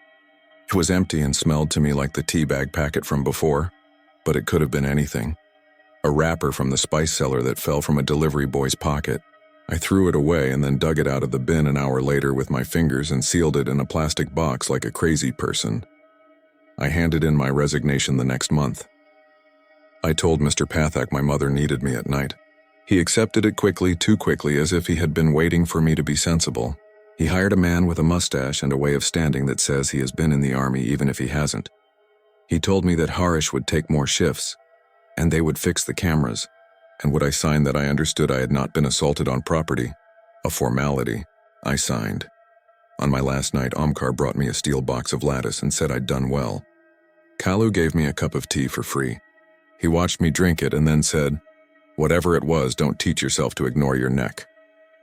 It took me a second to understand. He meant the way skin knows. "Some of us keep paying attention," he added, and I said I would try. I found a day job at a pharmacy, scanned strips of paracetamol, learned to say allergic in English without swallowing the L. The nights got smaller again and the mornings were no longer a struggle through molasses. I told myself I had put that period away like you put away woolens in summer, and for weeks it stayed put. Then the pharmacy manager asked if I could cover an evening shift. I left at 10. The road home is a straight line across the railway and then a right turn by the school. A train had just gone. The air smelled like coal dust and hot steel. I walked because my scooter had a puncture and the repair shop was shut. Behind me, not close, not far, I heard a step. It matched mine in a way that made my stomach do that small drop like when an elevator starts moving. I slowed and it slowed. I stopped and it stopped. The night was loud with insects and a drunk was singing somewhere like he was scolding a cloud. I turned and saw no one, and it should have ended there. I told myself I was hearing my own shoe. I told myself the noise from the line can echo. I told myself so many things. In my bag, I still had the body camera. I don't know why. I had never returned it to Pathak. On a bench in our building's compound, a new watchman was dozing with a sawn-off stick on his lap, mouth open. I climbed the stairs. 2nd floor, 3rd. Our landing smelled like boiled milk. As I neared my door on the 4th floor landing above, a man shifted his weight. It was a tiny sound. You know it when a person redistributes himself from one leg to the other. I did not look up. I walked to my door and put the key in and pretended to fumble, and in that second I slipped the body camera's clip over my dupatta edge and pressed the button. It hummed. I went inside. I put on the chain. I stood for 10 minutes with my ear to the wood. There was no sound from the stairs now. I made my mother tea. I watched her breathe. The camera blinked its small red eye to say it had done what it could do. In the morning, I played the footage back on my old laptop while my mother read the paper article about a cow that ate fireworks and survived. The image was bad. The sound was worse. The lens had caught only a slice of the hallway light and a hazy shadow when someone had stepped between bulb and floor in a way that meant they were not at my door. The only clean sound it caught, aside from the key and the chain, was this. When I opened my door, another door, not on my floor, opened too in perfect time and then shut without comment. That could be a neighbor coming home. That could be a coincidence. I know, however, what my neck knows. There are nights when I can stand at our window and hear the small world going about its business. Bikes, distant laughter, pressure cookers releasing their little sigh, and under it, If I'm very honest and do not blink and do not try to own the sound by naming it, I hear steps on the stairs. Slow, patient. 1, pause. 1. They stop when I stop breathing. They start when my chest remembers how. They belong to a person who learned my walking the way a child learns a prayer, by repetition, by making the rhythm his. They might belong to no one at all. Either way, some mornings I find a folded paper circle on the floor near our door, like those wrapped sugar packets from chai stalls. Empty, clean, smelling faintly of mint and something sharp that I cannot name. And on those mornings I open the window wide to let the air through because stale rooms make you imagine things. The empty circles don't mean anything. They don't prove anything.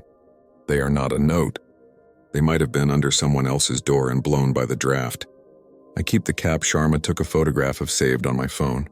In the picture it looks like a small blue mouth turned upside down, ready to speak if you turned it the right way. I don't show it to anyone anymore. I walk differently now, not faster, not slower, just with the shoulder that faces the wall a little higher and my keys held firm and the part of me that wants to run answering to another part that will not.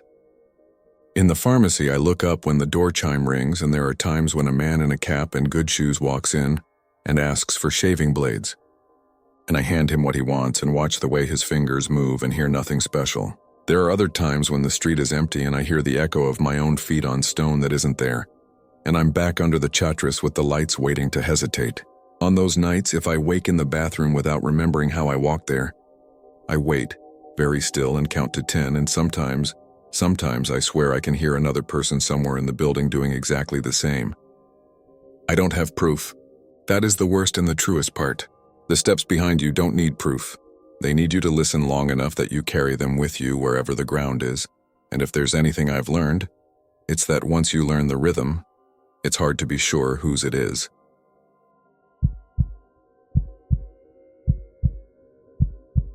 I never thought I'd write any of this down, but I'm sleeping with the lights on again, and it feels like if I don't tell someone, it'll start to spill out another way. My name is Marjorie Sen.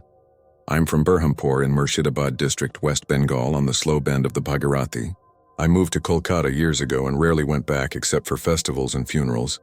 But last winter my uncle died and left me his locksmith shop. I went to close it up and sort through the ledgers, and that's when I heard about the fire that never went out. My uncle's shop sat on a lane that still smelled like brass and mustard oil, not far from where the old road drifts down to the cremation ghat that nobody uses anymore. The municipality built a new electric facility near the hospital, so the old steps by the river went quiet. Kids cut across the grass there to get to school. Lovers met at dusk and swatted mosquitoes, and stray dogs slept on the warm stones in the afternoon sun. The only people who really had business there were the tea seller who set up a small brazier by the banyan roots, and a man named Nirmal, who had a key to the iron gate and kept it from rusting shut. It was Reena, my uncle's neighbor, who brought it up. She came over the first evening with a steel tiffin of fish curry and rice, and looked at the keys and pins on my uncle's workbench like they might speak to her. She is the kind of woman who still keeps a hand towel over her shoulder and clicks her tongue when she's thinking. "Don't go to the old ghat after dark, Marjo," she said, using my childhood name. "These days big boys drink there. And there is this nonsense also. People say one funeral fire never went out." I laughed the way you do when you want to show you're not drawn in. "At a wet riverbank in winter? It would have to be magic." "Magic, no," she said. "The wind keeps low in that pocket. Ghee sinks into stone. Ask Nirmal. He will tell you." The next morning I went to the shop early and opened shutters that screamed at the hinges. The narrow room smelled like iron filings and old paper. I found stiff ledgers, a brass scale, a cracked mirror. My uncle's hand had grown slanted and shaky in the last pages, numbers trailing off in dust. I spent hours trying to make sense of what to keep and what to toss, and by late afternoon I needed air. I took a thermos of sweet tea and walked down to the river. The old ghat is 3 flights of wide stone steps that slope into the water, chipped from years of wood and feet. The river there makes a small eddy that curls like a sleeping cat's tail. The air carried that winter smell I've always known. Smoke from fields, a little green from the water, something sour from the mud. You can hear the highway farther off like a hive, but near the bank it's different. Wood knocking wood somewhere, a bicycle bell, the thin calling voice of a hawker selling peanuts. I sat on the lowest step where the sun warmed the stones and sipped 2 sweet tea. A dog with a torn ear came to see if I had anything better. "Don't feed him biscuits," someone called from behind me. I turned to see a thin man in a worn sweater and rubber sandals standing by the banyan, a ring of keys sagging from his belt. He had the look of someone who used to be strong and then had to learn patience with his own body. "He will follow you home and bark when you go inside." "You're Nirmal?" I asked. He nodded. "You are the niece.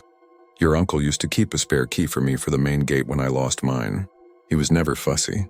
He repaired the lock at the temple without taking a rupee. I told him I was cleaning up the shop and that I'd heard a story about a fire that didn't go out. He smiled without showing his teeth. "People like to make things bigger," he said. "One night some idiot poured too much ghee and kerosene for an old man's pyre, and the fire soaked the stones black. The wind held there that night. People said the stone itself was glowing later.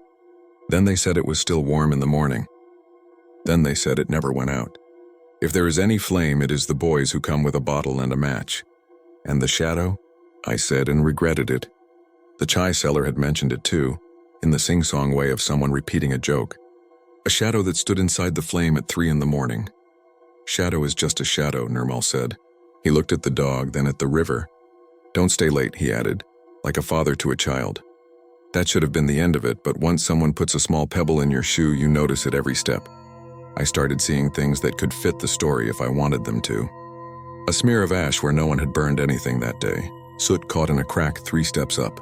Matches at the edge of the grass. For 2 nights I went to bed early and told myself I wasn't thinking about it. Then woke at 2 and sat in the dark, listening to the slow hum of the town and the occasional snap of a firecracker from boys testing their patience. The 3rd night I messaged my cousin Anup to come by just to have someone around. He showed up after work with a bag of samosas and tea and told me about an account at his office that had gone bad. "You're getting lost in dead men's junk," he said, swallowing half a samosa in a bite. "Burn everything, take the cash, lock the shop, and come home to the city." "I will," I said, "after I look in the back room. I think he stored customer keys that were never picked up. I don't want to throw something important." "I knew you would say that. You were always the last one in the museum when they closed the doors." He left after 10 with the leftovers and a joke about ghosts. I watched his taillight slide away and listened to the building settle. There's a particular sound old shutters make when they move at night, a hollow spring sound. And it always made me think someone was nudging them with a finger. I made a bed on the floor because the cot smelled faintly of mildew and something medicinal, and I lay down with my sweater rolled under my head.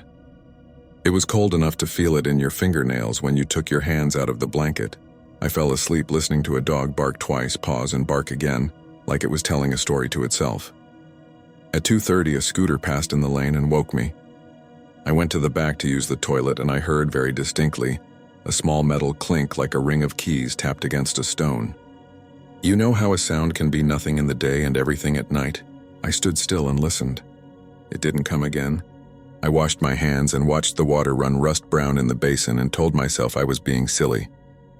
I put on my shawl and stepped into my chapels, and before I could argue with myself, I was on the lane, and then I was walking toward the river with my phone flashlight low.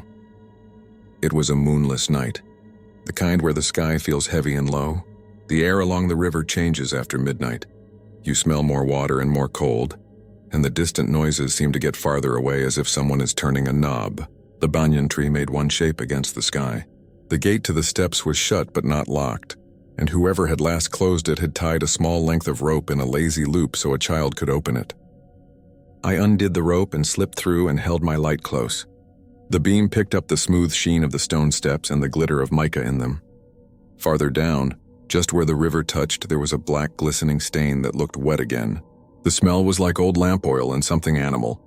I stood there and told myself to go back and then stayed because curiosity is an anchor. My phone read 2:57. I sat on the second step and watched my breath. When you sit still this long, you start to hear the small things. The click of water touching stone, the pebbly shuffle of a crab, the nervous flitting of a bat. At 3 not exactly, my phone buzzed from some automated message about data balance, and that's when the flame rose. It came up like a breath pushed through a lung. 1 second there was dark, and the next a low orange column bowed upward from the stain at the water's edge like somebody lifted a veiled lampshade from a lantern. It wasn't the bright blue you get with gas. It was dull and thick, orange and then deeper orange, licking at air that looked like heat on a summer road. It made a sound like a sigh against metal. Behind it, within it, however you want to say it, a shape appeared and started to move. Not dancing, not even swaying, just rising straight up. A man-shaped absence in the middle of the light. I didn't scream. I remember that like a strange point of pride. Instead, my whole body went hot-cold like a fever breaking, and I stood up so fast I kicked my thermos. It rolled down 2 steps and hit the edge with a ding that felt too loud in that place. The shape paused. My flashlight was still on and pointing down and caught the reflection of something small and round near the stain. A metal cap with threads. I realized I was seeing pieces, not a miracle. There was something in the step itself and something under the water. The person in the flame, if it was a person, stood so still I thought it might be a board or a cutout. Then it moved, a clear shift of weight. Each time it moved, the flame broke around it in a way that felt real. I took 1 step back and my heel clicked a stone. The shape turned. Through the heat shimmer I thought I saw a profile, a shoulder, the impression of wet cloth catching light. It felt impossible that someone could stand that close to fire and not flinch. But then I remembered the way fishermen I'd seen in winter would pour water over their hands before lifting a hot plate. And I remembered chemistry class with spirits burners and how a wet towel can take a brief kiss of flame. I don't know why that's the thought that came. "Who's there?" I said, because nothing else was available. Nothing answered. The flame dropped a little as if something that fed it was spinning closed. I heard very faintly a small hiss and the thump of something hollow underwater. The figure stepped sideways out of the heat and became a shadow among shadows. For a second I lost it completely, and then caught the edge of a shoulder again where the river is lighter than the bank. The person moved with careful steps and then the sound changed, more splashing. And I realized whoever it was had slipped into the river and was wading along the base of the steps. I ran. I'm not proud of that either, but I did. I climbed ungracefully, tripped at the top, scraped my palm on a brick, got to my feet and nearly plowed into the gate. Something behind me made a soft clank, and then another, and then silence, the kind of silence that isn't empty because your blood is loud in your ears. When I looked back, the flame was gone. In the place where it had been, there was a darker black, a strip of wet with a slick on top. The smell was stronger. I tied the gate rope wrong twice and then left it untied and walked fast to the lane, then faster. Then didn't slow down until I was inside the shop with the shutters drawn and the bolt slid. I sat on the floor and listened to the night run past. At 4, a rooster betrayed itself early. At 5, a milkman's bicycle rattled a crate. When it was light enough to tell gray from blue, I washed my scraped hand and swept the shop until I had convinced myself what I saw had a human explanation, and therefore wasn't allowed to undo me. I waited until a decent hour and went to find Nirmal. He hadn't set up his stool by the banyan. I found him by the tea stall instead, holding a glass by the rim, blowing on it. He listened without interrupting. He didn't say he believed me. He didn't say I'd had a little panic attack by the river. Sometimes boys set a thing on fire to scare people, he said at last. Sometimes there are other reasons to make people stay away from a place. What reasons? Smuggling, storing, meeting. Better for the police to say illegal liquor than to say a woman fell. People hear liquor and they stop asking, "Have you seen it?" He looked over my shoulder at the water as if it might answer for him. "I have seen a light there twice. I have not seen a person in it." He finished the tea, turned the glass upside down on the saucer and sighed. "If you are going to look again, don't go alone. And don't go. But if you will, then don't go alone." It would have been sensible to stop. It would have been sensible to call Ann up and tell him I was spooked and to come down and help me finish faster. Instead, I went to the police outpost near the market and told the sub-inspector on duty that I'd seen men at the abandoned GAT at 3 in the morning with some contraption that set off a dangerous flame. He had a face built for boredom. He wrote my name down and asked my father's name and nodded over my story. "We go there sometimes," he said. "We chase boys away. If there is something underwater, they will take it away in the day. Come back tonight if you wish. We will send a constable with you." "I don't need a constable with me," I said faster than I meant to. I have a friend coming." That afternoon, my friend appeared in the form of a traveler who drank tea at the shop and asked me in careful Bangla if the old GAT was worth seeing. He was a skinny man in his late 30s with a canvas bag and the leathery skin of someone who spent time outside on purpose. His name was Bernard, he said, and he'd come from Shillong on work and had a day to kill. He told me he liked rivers. I heard myself asking if he had strong shoes and if he could keep a secret, and there I was, pulling someone else's curiosity into mine. We went just before sunset so we could see the ground by light and not rely on our phones. The air had that warm, cold tremble it gets when day drops away, and somewhere a radio played an old song that made me think of a wedding I went to when I was 12. We walked the steps, each one scuffed and etched with long scratches like somebody had dragged a trunk. Bernard crouched at the edge and touched the black stains. "Sticky," he said. "Smells like kerosene and clarified butter. If you poured ghee onto stone and then kept burning it, it would soak in. But for a flame to rise on its own at 3 a.m, that needs fuel and a trigger." We found a small screw-on cap, the kind that fits a narrow metal tube.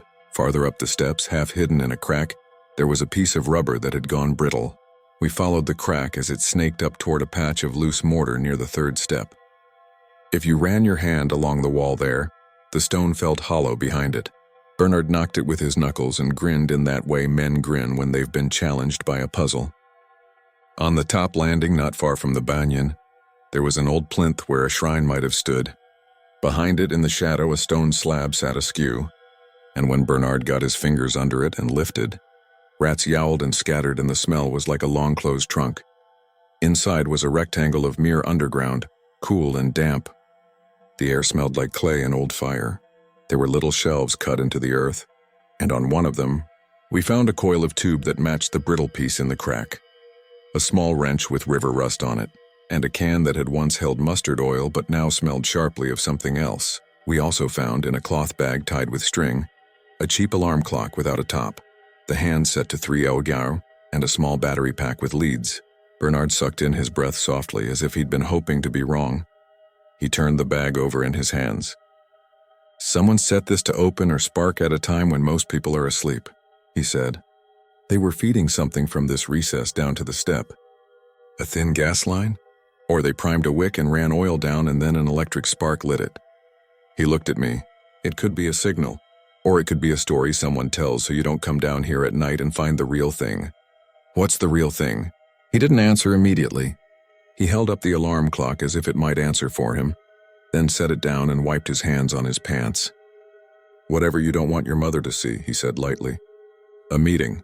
A trade account. There are little places like this all over India, and people use them because people don't look. Fire makes people not look. We put everything back because that felt safer than walking out carrying it." As the last light went, Nirmal appeared at the top of the steps like he'd grown from the tree. He frowned when he saw Bernard. "I told you not to go alone," he said, which in his mind probably counted as "I told you not to go. If you saw anything, you did not see it from me. I am not wanting trouble. We won't drag you into anything," I said. "We're just going to sit nearby. If the flame comes, we'll see who comes for it. People who do these things have eyes in the back," he said. "Don't sit near. Sit from the roadside. And you will not be brave. You will go if you don't like it." We took his advice.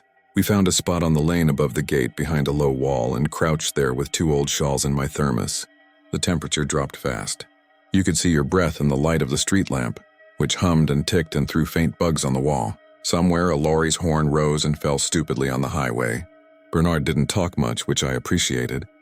He handed me a packet of glucose biscuits and I broke them and fed 1 piece to myself and 1 to the thought that I would be embarrassed if nothing happened. At 2:45, a dog trotted down the lane, sniffed our wall, and moved on. At 2:50, a small hatchback rolled past. The driver's face blew white in his dash light. At 2:56, my phone began to lose charge faster as cold ate it. I had the feeling you get when a train is approaching on a track you're not sure you're standing on. At 3 down, the street lamp flickered once, and down on the steps, the orange came up as if someone had opened a tap in the dark. It wasn't as dramatic from above, but it might have been worse because you could see more. You could see the thin, almost invisible shimmer in the air that moved like breath. And you could see something brighter underwater, a pulse that matched the flame, and you could see that there was absolutely a person down there standing where a false comfort would be to call a trick of light. They were barefoot or looked it.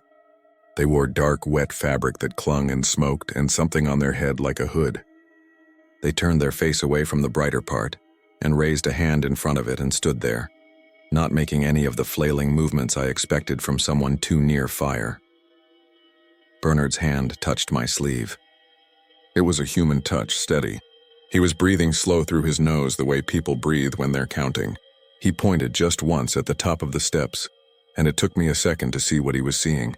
A second shape, not in the flames, but farther back, where the shadow of the banyan made the trunk look thicker. In that darkness, something shifted, and an outline became a person, and the person became the outline again. I realized then that the fire wasn't just a warning to keep away. It made a screen. You look at light. You don't look at what light lets move behind it. We stayed still because fear is one thing, but stupidity is another. After a while, that was probably not more than a minute and felt like 10. The flame fell down on itself. The sound under the water ceased. The air where the figure had been looked ordinary again. A minute later, the shape by the tree lifted itself and stepped back into the lane on the far side. There was the soft scrape of a shoe on stone, and then nothing. The river moved on, pretending it had always been the only thing here. We waited. That's a detail I keep wanting to discard because I want myself to be brave and go. But we didn't. We waited. At 3:10, Bernard squeezed my sleeve once and stood slow. He nodded toward the gate. "Not now," I whispered, but he shook his head. "If we don't move now, we lose the trace," he said, and his voice was so normal that it woke something normal in me. And we went together, down the lane, past the place where the second person had stood. There was a smell there like burnt hair, like someone had singed a cloth too close to heat. We reached the gate and I unlooped the rope. The steps were colder than before. The stain at the water's edge looked thick. I kept my light low, close to my feet. By the third step, I felt that old hollowness. Bernard went to the wall and put his ear to it like you see in movies. He tapped with his knuckles. The sound came back dulled but not dead, as if something was in there with space around it. He set his hand in the gap where we'd found the loose mortar before, and this time the mortar moved like it had been oiled. He pulled, and a small section of stone came away. Behind it, in the lame light of my phone, we saw a metal canister the size of a kettle strapped into the recess. A thin tube ran down the inside of the wall and disappeared at a seam by the step. Another tube ran into the earth toward the river. The canister had a valve with a hand wheel and an improvised handle attached to the valve, a bit of wire tied to a string. The string ran through a tiny hole and headed toward the steps. It was cut clean. "We shouldn't touch this," Bernard said, and I nodded and realized I had already reached out and brushed the string with my fingers. It felt damp and smelled faintly of paraffin. We put the mortar back, because we didn't know who might be watching and because a stupid politeness rises in me in these moments, like closing the door you're about to run from. We went back to the top and looked around with our lights off. I felt watched. It's a childish phrase, but it holds. The night had that listening quality, like a person who has stopped smiling and is waiting to see what you do next. On the way back along the lane, we passed a scooter parked under a neem tree. The seat was damp with dew. The exhaust was still warm. A helmet hung from the handle. We didn't stop. At the bend near the temple wall, a man stepped out and stood in our path. He was short and had a wool cap pulled low. I recognized him only when he spoke. Nirmal. You could say my relief was huge, but it wasn't. It came as a small breath of something like disappointment in my throat and then a worse, colder thing. He didn't say hello. He didn't say my name. He said, "I told you not to go." His voice sounded like someone had wound it tighter. "I thought you were home," I said, because small talk is the floor I crawl onto when the room tilts. He looked past us at the gat. "People talk too much," he said. "People do the thinking of what other people know." He rubbed his eyes with the heel of his hand. "You should go, girl. Finish your work and go back to your big city. Locks and keys are cleaner than the things that hide behind them." Then he turned and went the way we had come without a goodbye, like a man who had touched a pan by mistake and found it hot. Bernard and I watched him go. I wanted to call after him, to say we had put everything back, to tell him we hadn't told the police, but I didn't. I stood there and felt 10 different pieces of guilt fit together into a shape that looked a lot like shame. We parted at the crossroad. Bernard went toward his lodge. I told him to check in with me when he woke. He promised and held up 2 fingers in a light salute. I went back to the shop in a quiet that felt not empty but arranged. I double-locked the door and put a chair under the handle. Sleep wasn't possible, so I made tea. Then I didn't drink it because the taste had turned metallic in my mouth, like the time I bit my lip during a filling and tasted blood and metal mixed. In the morning, I told myself a story about being normal. I swept. I wrapped a string around bundles of blank receipt books. I made a list of things I would take back to the city. I went to get rid of a sack of rusted keys in the municipal scrap pile. On the way back, I saw the sub-inspector talking to a woman whose sari palu was pulled over her head to hide her face from sun and shame. He saw me and lifted his chin, not a greeting, more like a marker. I kept walking. Bernard didn't message. At noon, I went by the lodge, and the man at the desk told me he had checked out early. He left before breakfast, the man said, pointing a thumb at a register line he had himself scribbled. Said he got a call. No one ever truly believes that sentence, but you accept it because every person's life is a little beyond your reach. I told myself that was that, and I set a date to hand the shop keys back to the landlord. I packed my uncle's family photos in a tin trunk and tied a belt around it. I was tying the belt when I realized the trunk was the wrong weight. It was heavier than the photos, and the small book of wage notes could make it. I opened it. Between 2 stacks of sepia postcard prints wrapped in newspaper was a small camera I hadn't known my uncle owned. Plastic-bodied, cheap. Inside was an SD card tucked down with a twist of tape.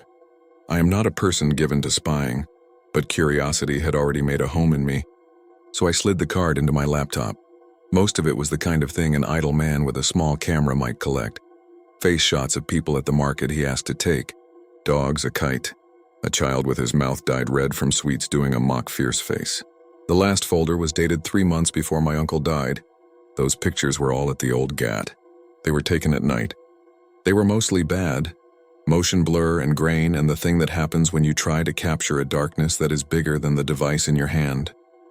In 2 of them, you could see a faint stripe of flame and a smaller, brighter line underwater. In another, out of focus but solid, there was a hand on a valve and a ring of wire with a loop at the end.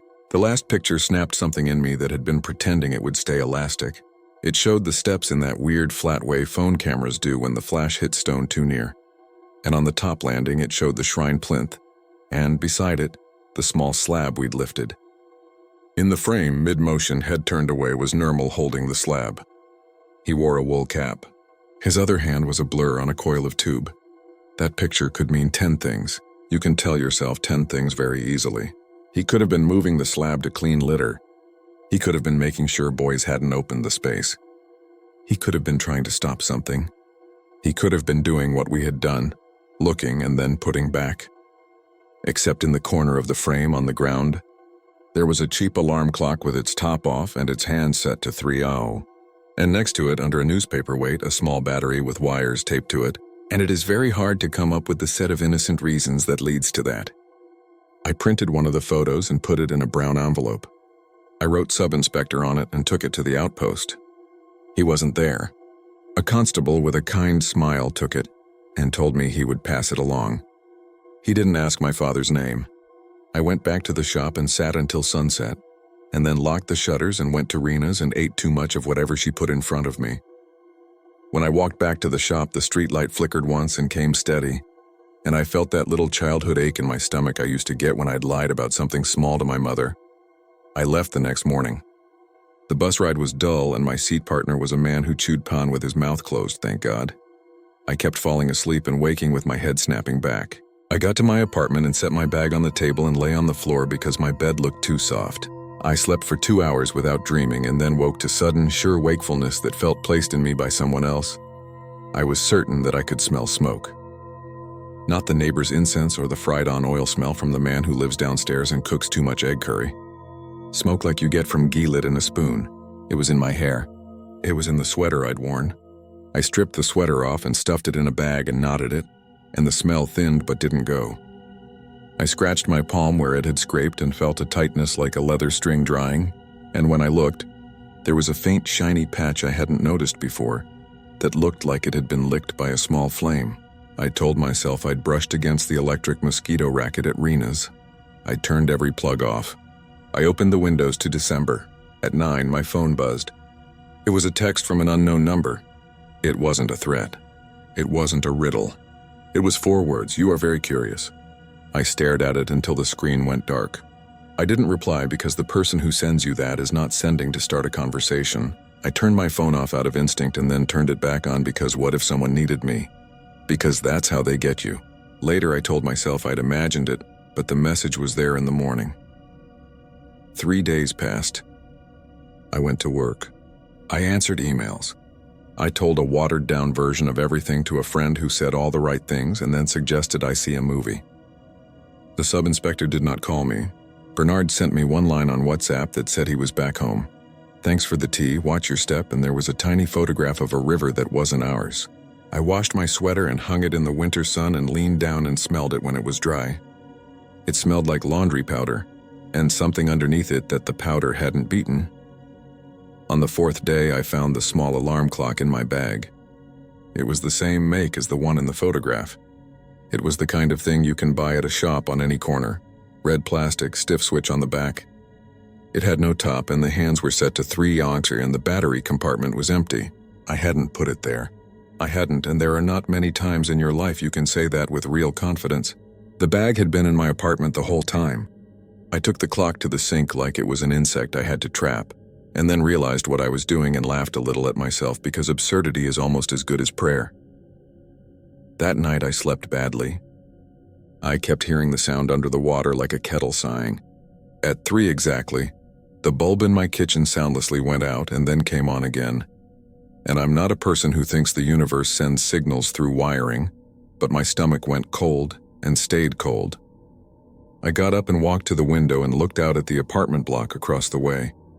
A man 2 floors down was smoking near his sink, his face lit by his phone, his mouth making that tiny O around smoke that no one means to make. The city carried on. I carried on.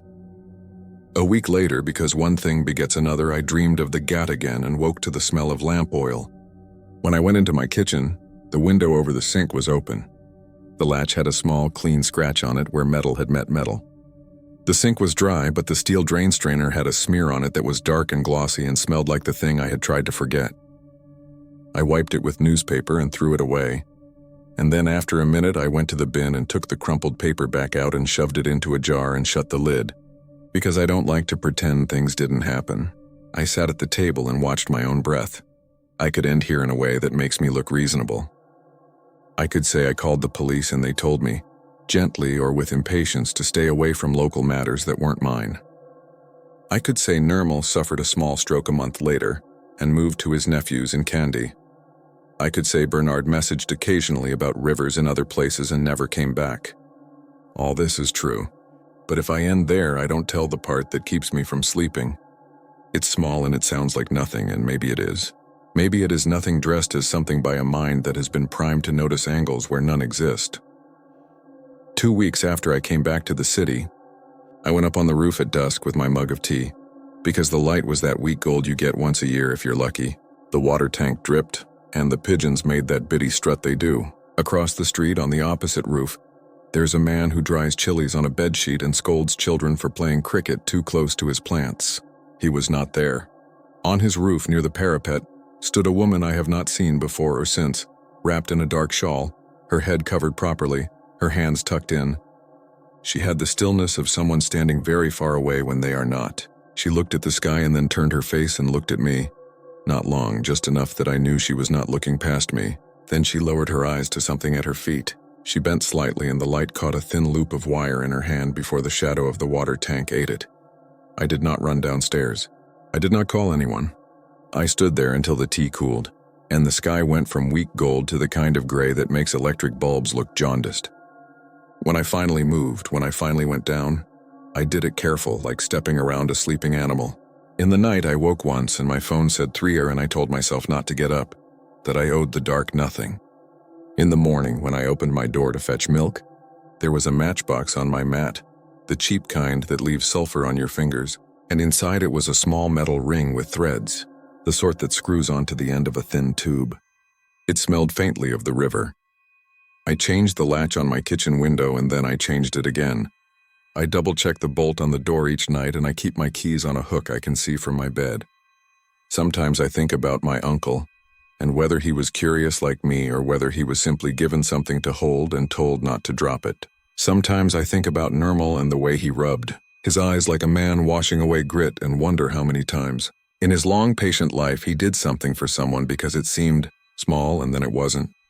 Sometimes I tell myself the shadow in the flame was a trick of heat, that the stillness was a posture of courage and not of instruction. Most nights I get away with it. Some nights I don't. There are places at the edges of towns where things gather because no one looks for them there. An old gat by a slow river is one of those places. A person tells a story, and the story keeps other people from asking questions, and a little rope on an iron gate becomes enough of a lock. When I think of that flame now, I don't imagine a ghost. I imagine a person who knows exactly what to do with a small clock and a length of tubing, and a story about a thing that will not die. I imagine them standing in it not because they must, but because it is useful that someone has seen a shadow, where no one has a name. I imagine their hands wet to the elbow, and a hood to catch the heat, and eyes already turned toward whatever waited behind that wall while you and I stared at light. Even writing this feels like standing too close. If you've lived near a river, you know how certain smells stay in your hair no matter what you wash with. And you know how sound travels in odd ways across water at night. That's all it is, I tell myself. Smell and sound, and someone who used what was at hand to make himself a story. You don't need an old god for that. People do fine on their own. The last time I went home in the early summer, Rena pressed a bag of mangoes into my hands and scolded me for staying away. We stood by her doorway, swatting ants off the threshold with a newspaper. She asked if I wanted to walk to the river. I said no without thinking, and then invented some errand to explain it. And she watched me with the resigned pity older women keep in a jar. When I left, I went the other way down the lane, past the temple and the grocer and the shop that sells cracked plastic buckets. I told myself I was grown, even now back in my apartment. When a bulb flickers at 3, when a match plays on TV, when a neighbor burns ghee for a puja and it spills over and licks the metal like a tongue, I think of that place and the loop of wire and the small clean scratch on my window latch and the way the flame rose as if it had been waiting for its cue. Sometimes, if I'm too tired to fight it, I go to the sink, turn on the tap, and let the water run until it goes very cold, because there is safety in hearing something move as it should. Then I switch the light off and lay back down and see, behind my eyes, the outline of a person who could be anyone, doing a thing that might be useful for a reason we never get to know, standing perfectly still inside a story he built, while the rest of us stay where we are supposed to, up on the lane watching a light we can explain and deciding, together, not to go down. I never thought I'd write this down, but the sounds still show up at 3 a.m. whether I'm ready or not. My name is Ruth Calder, and I live outside Pinedale, Wyoming, near a place most folks only know because they stop for gas on the way to the Wind River Range. I don't have grand stories. I teach 8th grade. I fold my grocery sacks so they stand up on their own. I keep my boots by the door, laces tucked inside each boot like a habit I learned from my dad. What happened last September on a solo hike was quiet and plain, in a way that feels worse than any campfire tale. I'm writing because the parts I can explain don't make the parts I can't any easier to carry, and I need to get it out of my head in the order it happened. My sister Hattie tried to talk me out of going by myself. She's a nurse in Jackson. She's practical and likes schedules, and she knows I get stubborn when the school year starts pressing on my ribs. "Just call me when you get back to your car," she said, twirling the phone cord at the nurse's station like she still had a landline. "Since your signal's going to drop as soon as you pass Boulder." "I'll text if I can," I said. I had my map folded along the creek drainage on the table and a thermos wrapped in a dish towel so my coffee wouldn't taste like detergent. You always say that. You always forget. I won't this time. She made me promise twice. I promised and meant it in that way you mean things when you are still at your kitchen table, and nothing is wrong yet. I left a note by the sink with my route written in block letters, because I read the missing hiker reports like everybody else does and over-prepare even when I'm trying to be casual. The sky was a dull bowl that morning. High clouds stretched thin like someone pulled a sheet tight. The last cattle trucks had rattled up the highway the week before, and the air smelled like dry grass and sunburned sagebrush. I parked at a pullout where the asphalt gave up pretending and turned to dirt. My plan was to hike 6 miles into a meadow I knew, camp under some spruces, then loop back along an old logging road that's more memory than road now. It was a Wednesday. I passed one other truck with a fly rod leaning against the tailgate and a styrofoam cooler dripping onto the dust. The driver nodded and I nodded back. I took a picture of my license plate and texted it to Hattie with the coordinates. The message spun and titled itself "Sent," 2 minutes later like it had to struggle through molasses. Good enough, I thought. I like the quiet right before the wind picks up, the way the trees seem to inhale as a group. The trail followed a creek that ran like someone whispering, A few miles in, there was a spur. I'd seen it on the map but never taken it, that led toward a symbol marked ruins. The word pulled at me in a childish way. I wanted to see what counted as ruins out here. I figured I'd look and then be back on the main trail by late afternoon. The spur was more of an idea than a path. Cow hoof prints, a couple of boot prints from someone with a longer stride than me, and deer tracks stitching between. It crossed a shallow draw and climbed a hill that smelled like wet pennies after a brief sprinkle started and ended in the same breath. The trees opened onto a clearing sunk into the slope like a thumbprint. At the center was what used to be a church, not a cathedral. Just an old clapboard rectangle with a steeple broken off and laid down like a stick on the grass. The windows were the kind that used to have colored panes, but now they were empty teeth. The door leaned into the doorway, not quite closed, like it had given up guarding anything. Behind it, the hill rose another 20 yards. There were stones back there, maybe 20, 30 of them, not uniform. Some homemade concrete with names scratched in before it set. Some river rock propped against bits of cedar plank. A handful with proper carved dates. I'd never heard of a church up there. I walked slow, feeling rude, though there wasn't anyone around to take offense. The first name I read was from 1915, Albertine Decker, letters shallow and shaky, like whoever carved them had never done it before. A few plots over, a small stone had daisies carved at the corners and the word baby, nothing else, which lifted and dropped something in me I didn't know was still so heavy. I told myself I'd eat lunch on the church steps and keep moving. The pews inside were gray with dust. There was a scar across the floor where someone had dragged out the stove a lifetime ago. A swallow nest had fallen and broken on the pulpit like a crown. It smelled like old paper, mouse droppings, rain that sneaks in around the frame. I sat on the top step with my back to the door and chewed jerky that went to powder in my mouth.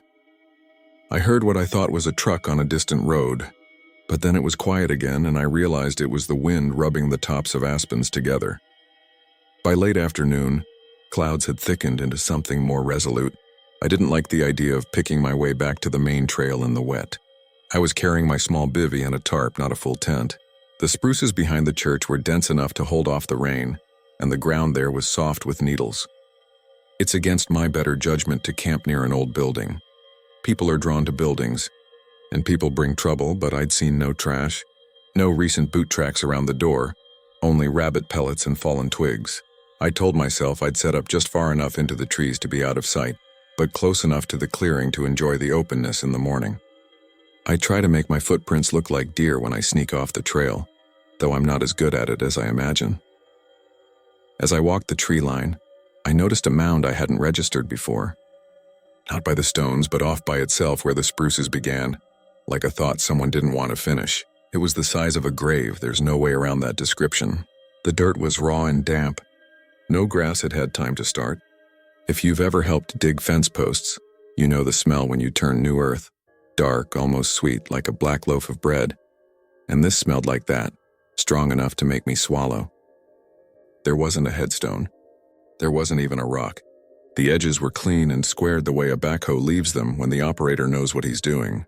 You could see where the bucket teeth had raked the clay, tidy as a comb. I rubbed my palms together without thinking, to wipe off a feeling, though I hadn't touched anything. I told myself it was probably not as fresh as it looked. Rain can scour loose soil and make it look newly turned. It could be an old grave someone had tended. I crouched too long staring at it and then forced myself to look away. It was getting cold faster than the month promised. I chose a spot a short walk deeper into the trees where a pair of small spruces stood close enough together that I could string my tarp in a low lean-to. I laid down my ground cloth and put my bivvy on top, slid my pack into the foot of it to keep the mice out, and set my stove on a flat rock. The stove flame made that steady hiss I find comforting. I ate noodles from the pot with my hat pulled over my forehead and my headlamp off to save batteries. The rain came and went like someone indecisive. When the last light thinned out of the sky, I listened to it move through the needles, the occasional drip hitting my tarp like a finger flick. The thing about camping alone is your mind tries on noises like it's going to a costume party, a chipmunk becomes a person, the stove cooling becomes a footstep. I've practiced not giving out-of-place sounds too much attention, because if you feed them, they multiply. Still, at some point after I slid into my bivvy and zipped it to my chin, after the rain ebbed to mist, after the night birds settled into whatever they do until dawn, I became aware of a rhythm that wasn't quite wind and wasn't quite animal. It was soft enough that I thought I was hearing my own blood in my ears. A low, almost imperceptible up-down, like someone slowly pushing a pillow and letting it rise. I lay still with my fingers inside the edge of the zipper, feeling them go clammy. The sound, or movement, was coming from the direction of the clearing, not from the church but from the edge, where the spruces started. I knew exactly where. I pushed my head out enough to see toward the darkest part of the dark. Everything was shapes. The silhouette of the church hunched at the top of the clearing. The lighter patch of the open sky. The darker patch where the trees crowded. My headlamp was around my wrist. The decision to turn it on felt consequential. The way deciding to look at a clock in the middle of the night feels dangerous, because the number will attach itself to you. I clicked the lamp on and kept the beam low to the ground out of habit, so I wouldn't blind myself. The light cut a strip through the needles and made the mist look solid. I could see 20 feet, maybe 30. Farther, the mound was a smudge. I killed the light again and told myself I was being dramatic. I tucked my mouth inside my sleeping bag and breathed the plastic smell. The up-down came again, and this time I recognized what made me think of breathing. It wasn't steady like a machine. It hesitated slightly at the top, the way a chest does. There are common-sense explanations for everything if you keep your feet on the ground. I told myself it could be rain pooling and seeping, air shifting in the soil as water filled pores. I told myself it could be a groundhog burrow collapsing and then resettling, though there aren't groundhogs here. Porcupine, fox? The rational thoughts relieved me for exactly as long as it took to realize how much I wanted them to be enough. I slid out of the bag, pushed my arms into my jacket sleeves, and tapped my headlamp to its lowest setting. The cold had a wet edge to it that made the bridge of my nose ache. I took 3 steps, then 6, then more, because turning around felt worse than going forward. The needles muffled my footfall so well, pressure itself made the loudest sound. The crackle of something giving way under my boot even when it was soft. I moved diagonally, not straight out, keeping a tree between me and the mound because I didn't like the idea of being seen. By what exactly I couldn't say. By the time I was close enough, there wasn't any doubt. In the projected oval of my lamp, the dirt lifted and fell. Not like a cartoon chest with exaggerated exaggeration. Barely. But the way when someone is trying to stay calm, they will breathe out almost all the way and stop just short, then slowly in through their nose because they don't want their throat to move. I watched the center of that rectangle do that. My mouth made a shape and no sound came out. Reason was still there. It said the obvious thing and I said it back to myself out loud, because saying it made it hold still. If there was a person in there. If then there wasn't time to think about whether or not you were going to look stupid or get in trouble with someone who claimed a deed to a dead church. You dig. You dig until you know you were wrong or right. I didn't have a shovel.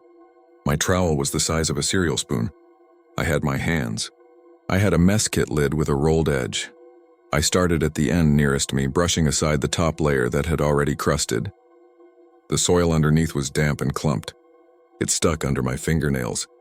It smelled like that black bread smell again, stronger now.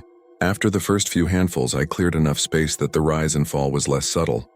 If you've ever watched someone sleeping under a blanket, barely breathing, eyes fluttering, the kind of sleep that looks like a negotiation with something, it looked like that. I realized I was whispering, "Hey, hey," like you do when someone is waking up from a bad dream, and then felt ridiculous because if someone was under there, they couldn't hear me unless I got to them. I tried to dig faster, and that made it worse. The hole I was making caved in. I used my mess kit lid like a spade and smacked a root, and my glove made a thud I felt in my palm. I took off my gloves because they were clumsy and then put them back on, because the cold made the skin across my knuckles feel split. I thought of Hattie learning CPR on a dummy and laughed once because the sound came out of me like a cough. I stopped and listened because I realized there was another sound I'd been ignoring. A dull tap that came every handful of seconds, not like wood against wood. Distant, muted. A knock you'd make if you didn't want to call attention to yourself, I said. "I hear you," before I could help it. I slid my palm flat and leaned down. If you ever want to feel insane in a specific and measurable way, put your ear to dirt that behaves like a lung. It was so quiet what I heard I could have imagined it. A low hum, a patient sound, as if someone was counting in a language with no numbers. And that knock. 3, then a waiting, then 2. I have no idea what I thought that meant, but it felt like a message because my brain needed it to be. Hang on, I said, because those were the words that came when you couldn't think of better ones. Hang on, I didn't finish coming because that felt like a promise. I looked back at the church and thought of the pews. There might be a tool closet. There might be a spade left from some burial years ago. There might be nothing but mouse nests and hymnals. Leaving, even for 2 minutes, felt like stepping off a plank. Staying, clawing with my hands, felt like failing in slow motion. I sprinted across the clearing, headlamp bouncing. My beam picked up details I hadn't noticed by daylight. The way the paint on the door peeled in long curls like fingernails. The outline of the bell roped off and long gone. Inside, the air was a stale kind of cool. I went behind the pulpit and into a little room that must have been where they kept coffee and paper plates. The shelves were empty except for a cracked sugar jar and a bird skeleton that looked too lightweight to have been real. In the far corner was a broom and a snow shovel with a split scoop. I took the shovel because it was what I had. I heard an engine before I heard my own heartbeat slow. That's not fair. I heard the vibration before I realized it was an engine. It was far off, not on the spur, not on any road I'd driven. It blended with the sound of wind and distance before separating into something with pistons and timing. The shovel in my hand suddenly felt like an accusation. I stepped into the doorway as 2 headlights eased across the far edge of the clearing like yellow eyes. The vehicle was moving slow, too slow for a person just passing through. It turned into the clearing, tires soft on the grass, and braked in a careful way that told me the driver was familiar with this place. The headlights fell across the front of the church and then swiveled. Off as the engine died, I stood in the dark of the doorway and tried to think of a version of myself. That was not a woman with a flat snow shovel at midnight near a fresh hole in the ground. A door squeaked and a beam of a flashlight cut through the mist like a pillar. Footsteps crunch, crunch, then a voice that was tired rather than suspicious. Hello? A man 50 maybe, not old but with old habits. Another set of footsteps on the other side of the vehicle. Maybe a second man. The first light pointed at the church door, and then, before it landed on me, I stepped out and said, "Hi, sorry, is this… do you take care of this place?" The shovel clinked against the wood as my hand shook. The man in the lead wore a canvas jacket with the kind of wear pattern you only get from years of doing the same movement. His hair was close-cut and gray. A pencil was tucked behind his ear like it lived there. Beside him, a taller guy around my age wore a ball cap with a seed company logo. The older man angled his light down so it didn't hit me in the face. It was considerate. "Evening," he said. He glanced at the shovel and then back up at my face and did the math in a way that didn't end in a verdict right away. "You lost?" "No," I said. "I mean yes, but no. I was hiking. I found this. I set up just back there where the trees are thick and I was about to…" I swallowed. "There's a grave. I think someone's in it." The sentence sounded like I'd learned English an hour ago. The taller guy shifted his weight and his light swept across his boots and back to me. The older man kept his still held low. He didn't say what? He didn't say, "Don't be ridiculous." He said where, I pointed. They walked in that direction like men who've already decided where they're going. I followed, and then sped up to get ahead because I didn't want their beams to be the first ones to land on it. When we reached the edge of the trees, the ground was a darker dark. I let my light find the rectangle. The soil rose and fell again, a small breath. I didn't have to sell anything. The older man put his hand flat on his chest, not from shock but from a different feeling, something like resignation. He set his flashlight on the ground and knelt so he could touch the dirt with his palm. He kept it there and closed his eyes for a second. When he opened them, he looked at me and said, "How long?" He meant how long had I been watching? Maybe 20 minutes, 40? "I don't know," I said. "I ran to the church and then I heard your truck." I realized how quiet I was, keeping my voice the way you do in hospitals and libraries, like the air itself is fragile. Do you have a shovel?" Or, the older man stood with the kind of patience it takes to stand up after years of bending in fields. "We don't touch graves at night," he said. And at first I took it for some superstition and felt anger begin to make me capable. He saw it and raised a hand. "Not because of ghosts. Because we make mistakes at night. You hit with a shovel wrong when you're in a hurry. You do a different kind of damage than the damage you came to stop. We'll call it in." "Call who?" I asked. "We're miles from…" "Deputy," the taller guy said.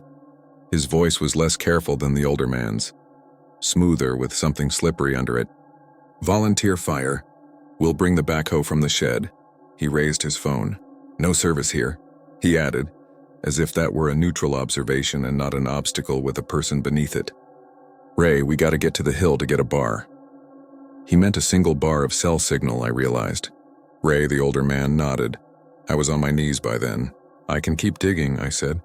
"You call, please," Ray nodded again. "You can keep clearing the top," he said. "Just don't go deep. Don't collapse it if there's a cavity. Don't—" He didn't finish, and in not finishing, he told me what he didn't want to say out loud about air and lack of it. He looked at me steadily. "Don't put your ear right down there like you're in a movie. These can move sudden." It was a funny sentence until I felt the earth move, again against my hands like a cat shifting in a blanket. The taller guy jogged toward the truck and then stopped and came back and stood right on the edge of my light. "You camped, you said?" he asked me, as if that were the part he wanted to set in his notes. "Back there," I said, chin flicking. He didn't look. He looked instead at the grave and then at Ray. "We weren't supposed to be out here tonight," he said, which I think he meant as small talk, but which landed like an admission of scheduling. Ray ignored him or didn't hear. He moved to the truck with that deliberate not quite hurry. The taller guy went with him. The engine turned and faded as they drove up the hill toward where he'd said there might be a bar. The clearing got big and empty again in one breath. I knelt by the grave and scraped at the top layer, careful now not to cave anything. I timed my hands with the way the dirt rose, and there was a perverse relief that came with having something to do. I kept my mouth closed because my tongue felt too large. I counted to keep from listening too hard. 72, 73, 74. When I paused, the knock came again. 3 and then 2, and this time I did something I still can't justify. I knocked back, not on wood, but with my fingers on the packed edge. 2, then 3. I told myself it was stupid, but it was the only language in reach. The dirt rose. The dirt settled. The truck's lights reappeared like they'd been pushed up out of the earth. They parked farther this time, at the top of the clearing. Another set of lights crested behind them. Someone called someone who called someone else. A third smaller set. The second truck had a light bar that stayed off, then turned on once and then off as if to test that it worked. People stepped out and doors thunked. Shoes on grass. The murmuring cadence of men who work together and know when to talk quiet. 3 figures came down the slope. Ray in front. A deputy in a tan shirt with a dark line where a vest ended and the shirt began, and a thin man in a bright volunteer fireball cap with a chin that made him look younger than he probably was. Ray put his hand on my shoulder in a way that was not unkind and said, "We're going to take over now." He didn't mean it as an insult. He meant it like someone taking scissors away from a person holding the wrong end. "What's your name?" "Ruth," I said, Calder. "I told your friend, this is Deputy Sloan," Ray said, nodding toward the man in the tan shirt. The deputy had the kind of face that can look sympathetic and blank at the same time. He took out a small spiral notebook, actually took it out, which seemed like a movie touch but was real. "And this is Mika," Ray said about the volunteer. Mika had nail polish on one thumb where the others were bare. I would have noticed it in daylight sooner. He nodded, serious and jumpy at the same time, like a dog trained to sit and being asked to wait extra long. "Ms. Calder," Deputy Sloan said, "you want to step back for me while they get started?" It was polite phrasing with a muscle in it. He was already stepping to place himself between me and the grave. "Not as a bodyguard, but as a wedge. I'm the one who—" I started, and then shut up because the sentence would have ended in something like "deserves," which felt foul in that place. Mika and Ray started with their hands like I had, until it was clear that wasn't going to be enough. "We need the backhoe," Mika said. And I had to look away because the word backhoe slotted too neatly next to where I'd been trying to keep careful human words. The taller guy, who I realized was a kid compared to me, maybe 22, jogged back up the hill toward the trucks. Deputy Sloan asked me the questions people always ask when they want to feel like there's a form to fit a situation into. What time did I arrive? Did I see any other vehicles? Did I notice any fresh tire tracks? Did I hear voices? Did I touch anything other than the dirt? "I touched the door of the church," I said, as if confessing to kindergarten mischief, "and the handle to the back room, and this shovel." He wrote everything down. His pen squeaked on the paper. He didn't ask me why I was out there by myself in the tone that expects an apology. He asked it like maybe he'd done it too when he was younger, and now had a list of stories about what could go wrong. The backhoe came down the slope like a dinosaur that doesn't belong to this geologic era. Its bucket was small enough to be precise. They positioned it with so much care it reminded me of a dentist chair. Mika handled the controls with a steadiness that made me respect him, and at the same time more afraid because men who are very good at digging have sometimes dug things they didn't want to talk about. The bucket teeth sank into the edge of the mound. Every time the dirt moved, the center rose and fell again, and I wondered in a practical way how the physics of that worked. If there was a cavity, and if their void was collapsing and rebuilding with every scoop, what was left to breathe? Ray stood off to the side with one hand planted on his hip like a handle. "Easy," he said, though Mika didn't need it. He looked over once at the deputy the way you look at a friend when you're doing the right thing and you hate it. The deputy held his radio up and spoke the kind of nonsense that's only not nonsense if you know the codes. Another vehicle arrived and parked up high. Nobody turned on a siren or any lights. I felt my knees at some point and had to sit. The grass was slick. The smell in the air changed the way it does before snow. Metallic even when there's no metal. They worked for what felt like an hour and what was probably less. They stopped at one point and everyone listened. The knock came once, then twice, and then not again. Ray closed his eyes the way he had at the beginning, and then opened them like a decision. "Okay," he said. "Okay." They dug the last foot by hand. The shovel in my hand felt heavier every time I didn't move. I struggled with the urge to go forward and with the equal urge to run as far and as hard as my legs would let me. When Ray said, "Here," it wasn't a triumph. The word was soft and almost ashamed. The dirt gave way to something that sounded different under their fingers, a duller sound than wood. "It's plastic," Mika said, and the way he said plastic made it a kind of swear. They cleared more. It wasn't a coffin. It was a tub, a construction-grade tote like you use for animal feed. Long as a man is tall if he draws his feet up. The lid was strapped with 2 ratchet straps, their handles bright, new. The straps had that switchback pattern of dust that shows where fingers have pulled them through. Ray's face did something I don't have words for.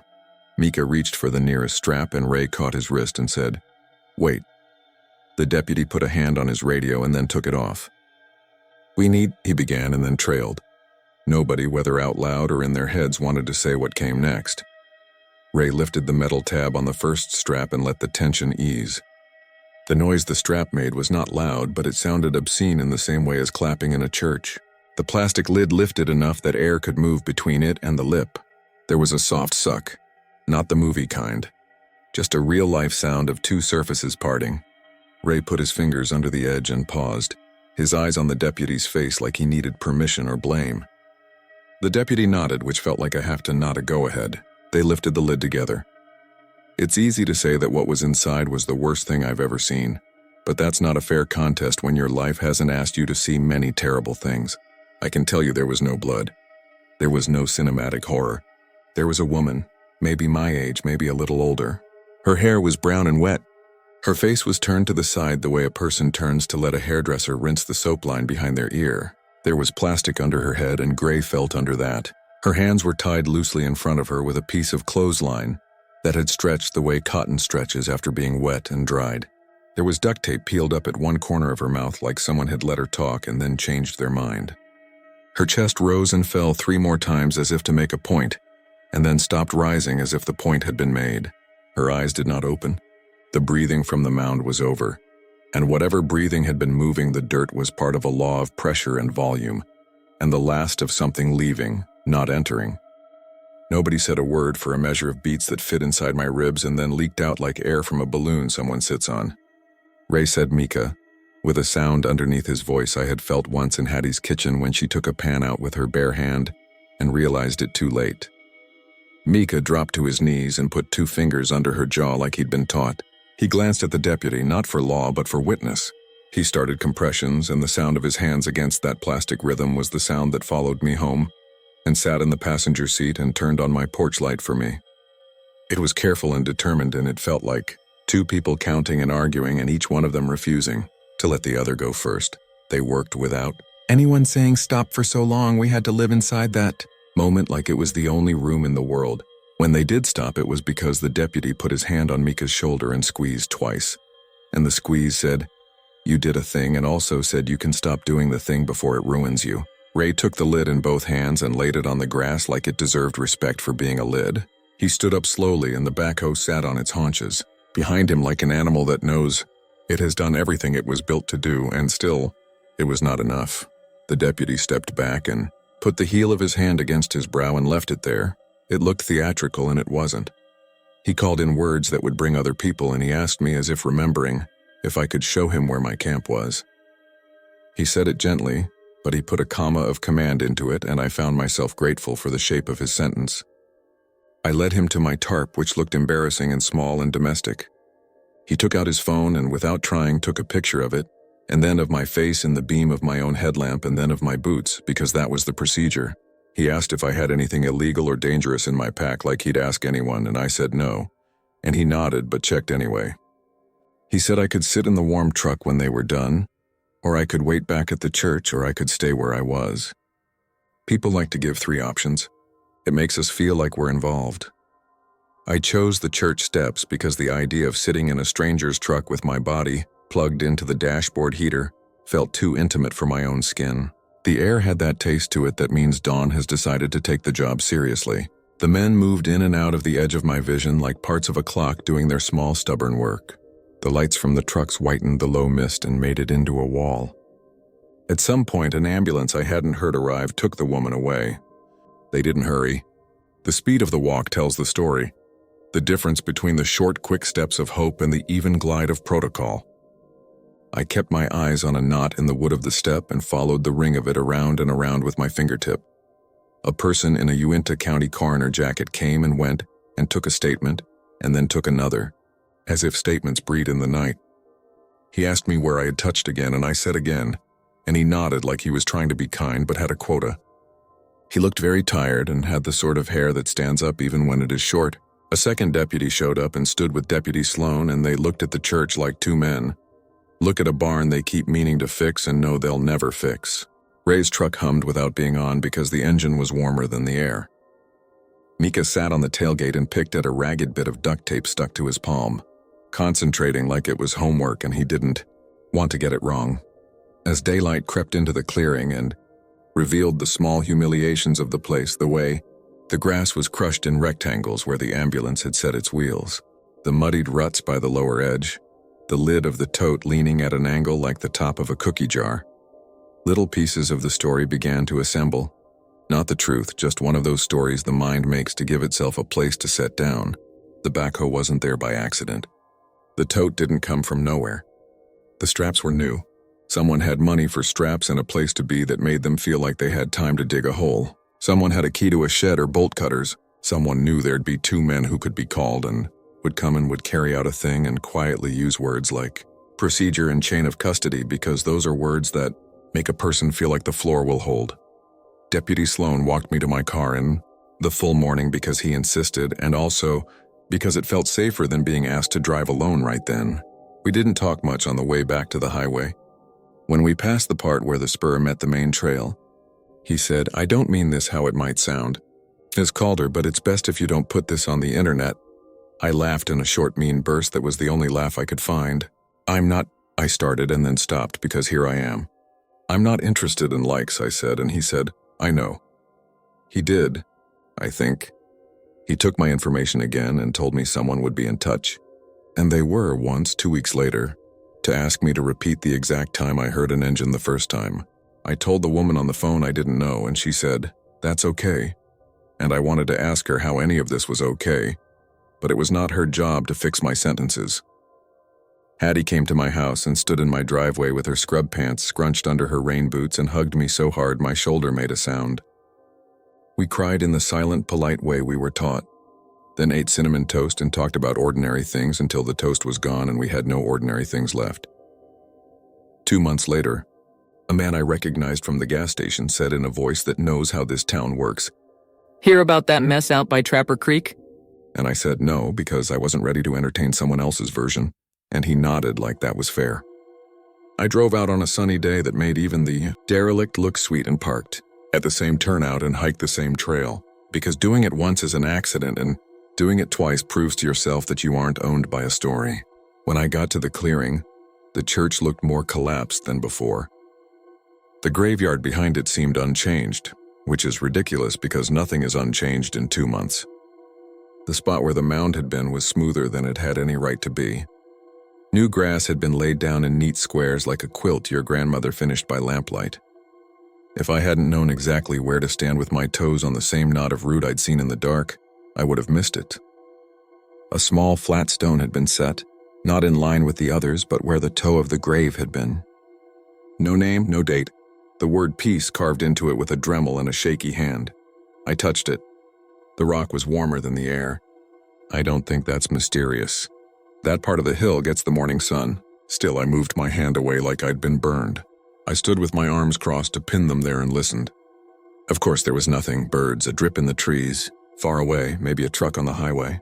I thought of knocking. I thought of lying down on the grass and putting my ear where I knew the tote had been. I didn't. You learn. You learn that you can want information and also be unwilling to live with the information once you have it. On the way back, I passed a man coming the other direction. He had a camera around his neck, but his boots were new. He said, "Anything interesting up that way?" And I said, "Old church," and he nodded and said, "Cool," and kept moving. When I got to my car, there was a flyer tucked under the wiper blade for a local historical society talk on forgotten places of Sublet County with a picture of a different ghost building on it. I put it on the passenger seat and then, at the first trash barrel at the next turnout, I threw it away. Not because I don't like history, but because I like it too much. And I didn't trust myself not to become one of the people who makes a hobby of other people's endings. Every so often, I'll see Ray buying Diesel or Mika at the co-op picking up a bag of salt. And if we make eye contact, our chins lift a tiny degree like birds recognizing birds. We don't talk about it. If I hear a backhoe in the distance, the hair on my neck stands up. Not because I'm superstitious, but because sound lives in the body longer than facts. I still fold my grocery bags and tuck my bootlaces into the boots. Hattie texts me twice as often as she used to when I go for a day hike, and I send her pictures of rocks that look like bread loaves and the trace of an elk's hooves in mud. I sleep most nights now, not all. Here's the part I haven't told anyone because it sounds either like nothing or like too much. On a windless night a few weeks after I went back, I woke at 3:07 a.m. and knew that number without looking because sometimes your bones tell you what the clock will say. In the quiet that lives in that time slot, there is a sound that becomes the room itself. My house has its habits. I know the refrigerator click, the furnace cough, the small sound the rafters make when the temperature drops suddenly. This sound was softer than any of those. An up-down, a patient climb and a reluctant return. I lay still and listened with a kind of cruelty toward myself. The sound receded the way sounds do when you chase them. I told myself it was plumbing, and then I got up and stood in the kitchen anyway with my hand flat on the counter. I could feel through the laminate a thrum that is in every house if you care to hunt for it. The hum of the grid, the stubborn hearts of appliances. But underneath that there was a rhythm, too slow to be mechanical, too steady to be wind. I pressed my ear to the cool synthetic surface and closed my eyes and held myself so still my breath got small. I heard the up and the down, and while my rational brain arranged pipes in plausible configurations, another part asked whether sounds can follow you home like the smell of smoke in your hair after a bonfire. In the morning, because I am the kind of fool who writes down what she hears like it will change anything, I knocked 3 and then 2 on the underside of my table. The silence after sounded not like it had swallowed a sound, but like it had chosen not to return one. I made coffee. I washed the mug right away instead of leaving it in the sink. I told Hattie later that day that we should plan a spring backpacking trip together, somewhere crowded and boring and safe. She said yes without asking why, because she knew, and some things you don't dig at after dark. The last thing I'll say is this. There's a difference between not knowing and not wanting to know, and only you can tell yourself which you are doing. People will tell you that closure is a thing you can buy if you have enough of the right kind of details. I think some doors close and you don't get to know who shut them from the other side. I think sometimes you stand next to a grave that looks like a chest and you feel it lift once and fall once, and everything after that is a kind of air moving from one space into another, taking the exact shape of each room as it goes, until without your permission it is inside your own walls, and you tell yourself it's just the house settling, and you tell yourself it's just the heat, and you tell yourself you're just breathing the way anyone breathes when they are trying to be quiet enough to hear whether the house is breathing back. I never thought I'd write this down, but I need it out of my head. My name is Beatrice Halcombe, and I live in a little rental behind the lumberyard in St. Anselm, Vermont, near the New Hampshire border. I'm 38, divorced, childless, and I have a boring job that should be safe from stories like this. I catalog old things.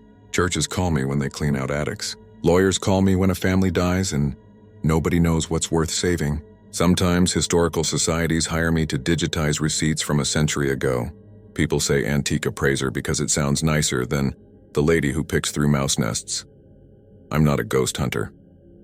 I'm not even very imaginative. But I was the one who stayed the night in the old children's burial ground because a podcaster wanted a skeptic. And I needed the money. I'm telling it now because there's chalk under my bedroom window again. It rained last night. You can still see the smear where a small hand slid down the clapboard. It's the third time in 6 weeks. I don't scare easily, not normally.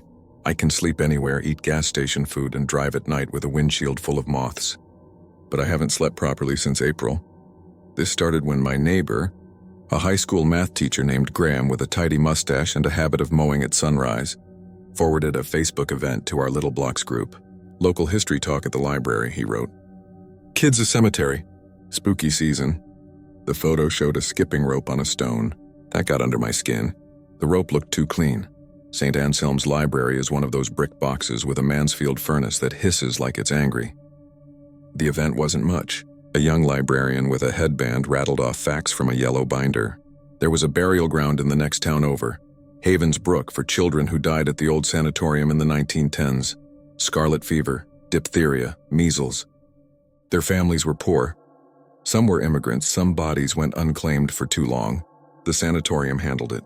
A little fenced plot, 15 stones, all the same size. The state closed the sanatorium and the county let the fence rot. Kids broke bottles there. Teenagers smoked. The librarian lowered her voice in a way that was meant to be fun. People say you can hear a girl giggle if you go after midnight. Boy behind me whispered that his cousin dared a friend to sleep over the wall and he woke up with a marble in his pocket that he didn't put there. I rolled my eyes. I also made a note. The sanatorium had kept receipts. That's the kind of thing I do.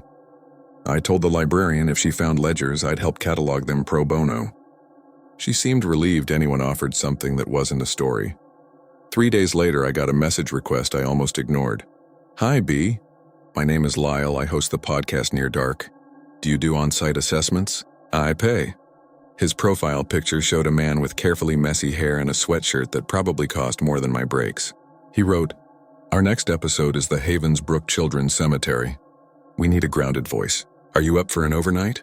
We'll be respectful, no Ouija, no trespassing. We've got permission.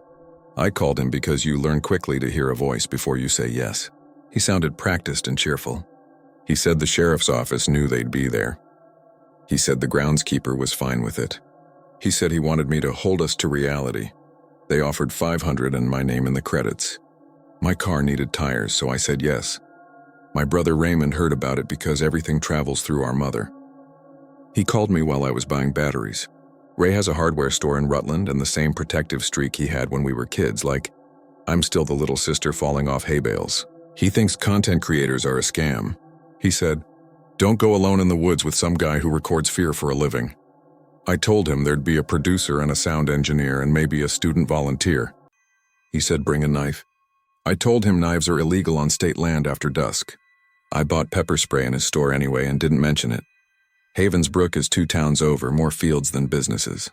I drove past a feed store with a crooked silo, a church with white aluminum siding, a diner with a sign that said pie like it was a command. The old sanatorium is a rectangle of white buildings halfway up a hill. Now studios for potters and a yoga guy with a man bun. The burial ground is in the scrub at the bottom of the hill near a brook that gurgles even when it doesn't look like there's enough water. You can smell iron in it. I parked on the gravel near a rusted gate and saw 2 men wave. The cheerful one was Lyle. The other was a sound guy with a beard like a bear pelt. He was introduced as Tom. A woman sat on the tailgate of a Subaru with a clipboard, dark lipstick, and a fleece vest embroidered with their logo. Marjorie, she said, shaking my hand with knuckles so cold they stung. I handle releases and sheriffs. A 4th person, a college kid in an orange hat, raised a thermos and said, I'm Finn. I do B-roll. Nothing about them screamed serial killer. They had granola and first aid, and a printed permission letter from the county. The groundskeeper, they said, was named Carl, and would do a check-in around dusk and another near dawn. We promised we wouldn't trample, Marjorie said, angling my phone at the QR code on her clipboard. Please don't post locations. I don't have many followers, but I nodded like someone who did. The plot wasn't big. The stones were all the same size, pale and lichen soft. The names were plain: Elsa, Ruth, Michael, Anna, and the dates were crushed together, 1911 through 1915 mostly, with one 1917 that made me think of influenza. There were pebbles on some stones, pine cones on others, a cracked plastic bracelet on one that made my throat tight. The air was mud cold and smelled like leaves, sweet and sour. The brook made a glassy clucking sound. We set up just outside the low iron fence that had been replaced recently, black paint still neat.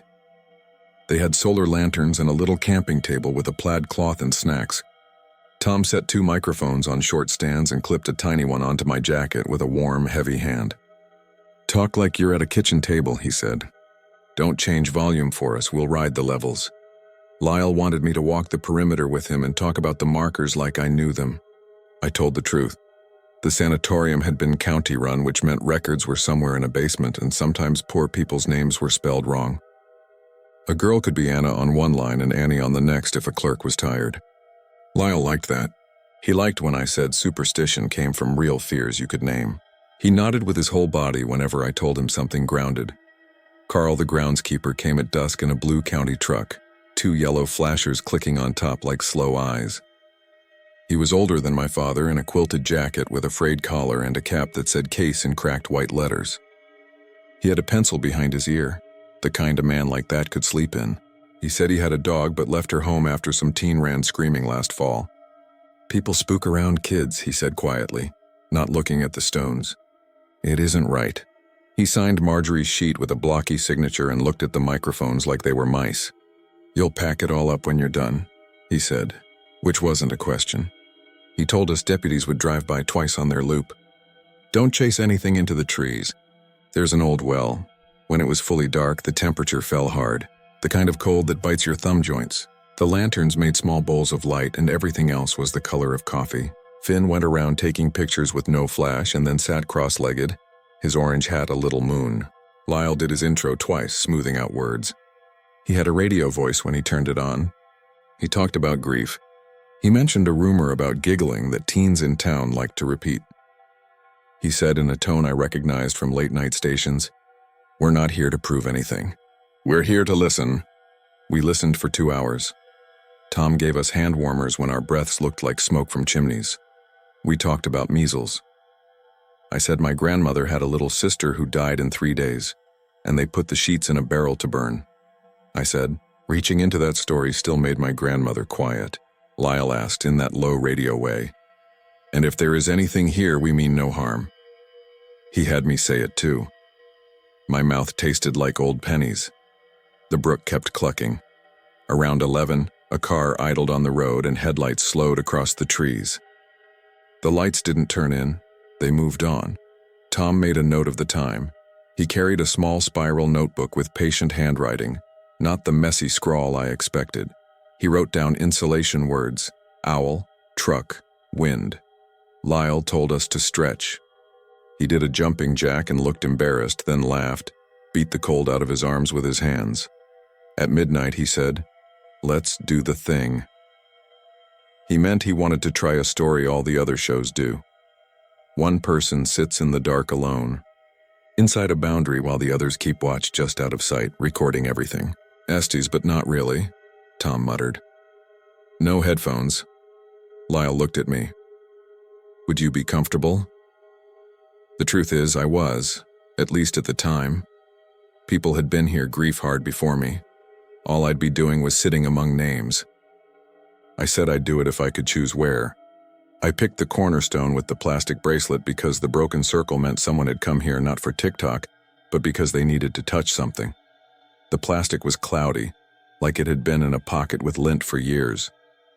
Tom handed me a walkie. He clipped the tiny mic higher on my collar. He gave me another hand warmer, then another.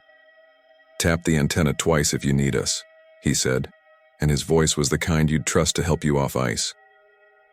They turned off the bigger lanterns and moved back to the table. The brook got louder when there wasn't any other sound.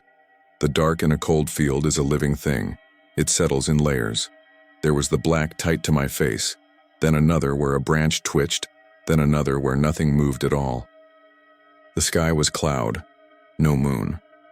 I could smell the iron in the water and the mold in the leaves and a sharper smell, like old rope or mildewed canvas. My eyes invented shapes and then uninvented them. My mother used to say that if you just breathe, your fear goes in and out like a tide, so I breathed. Around 1, the first laugh came. It wasn't a giggle. It was a sound made small. I know kids. I babysat all through college. They don't laugh like that. This was more like someone exhaling and then letting the end of it turn up.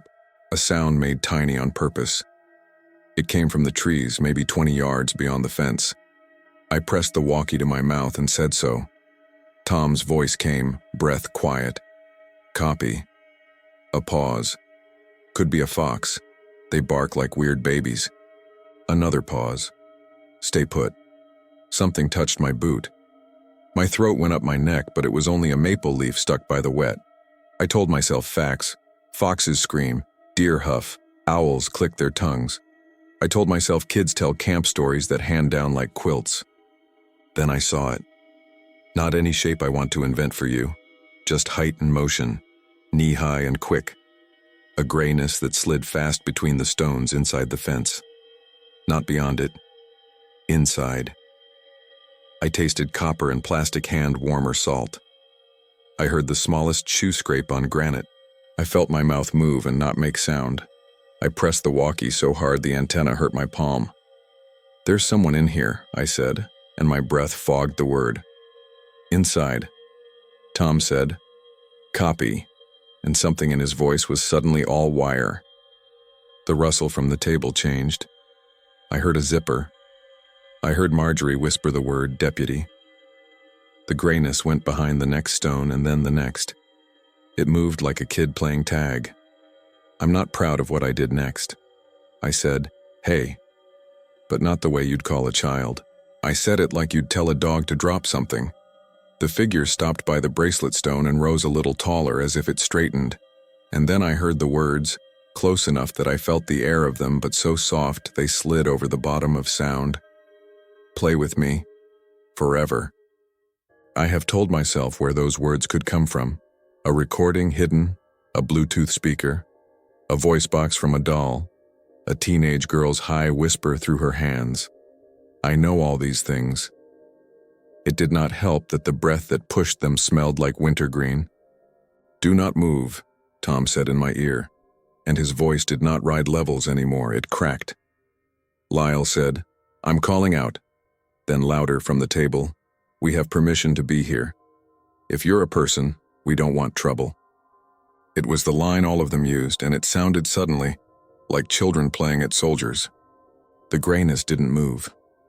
The shape by the stone felt like an idea more than a body, but I could make out the darker notch where a head would be. If you've ever been so frightened your knees shake, you know it's stupid. Your legs do that even if you're crouched. The walkie thumped my chest. The second laugh came from behind me where the fence met the trees. That's when I knew there was more than one. My mouth filled with that old penny taste, and I stood up without meaning to. The grayness didn't flinch at the movement, which somehow made it worse. Between the trees, a little flash of reflective tape slid, something like what they put on kids' sneakers. The smell of wintergreen got stronger, like somebody had unwrapped gum or chest rub. It got under the iron stink of the brook, under the leaves. My eyes watered.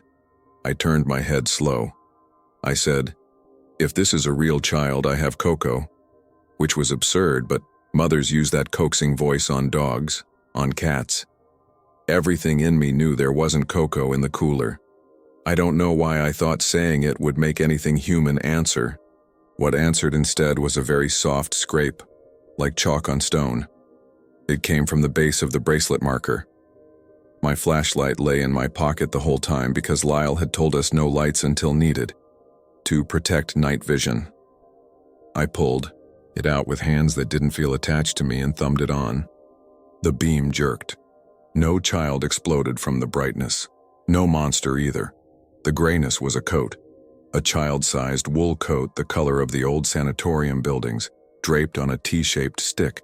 The stick had chicken wire stuffed under it to make shoulders. The coat's sleeves hung toward the ground and its cuffs were shredded as if by teeth. A hat sat on top, a round, soft thing with a brim, the kind in photographs from 1910. There were no eyes, nothing like a face. But the hat had a white strip, stitched around the base that would flash in headlights or moon. At the foot of the stone, a small hand moved. Not a ghost's. A real hand, a child's. The nails bitten down, dirt under them, a smear of white chalk on the thumb.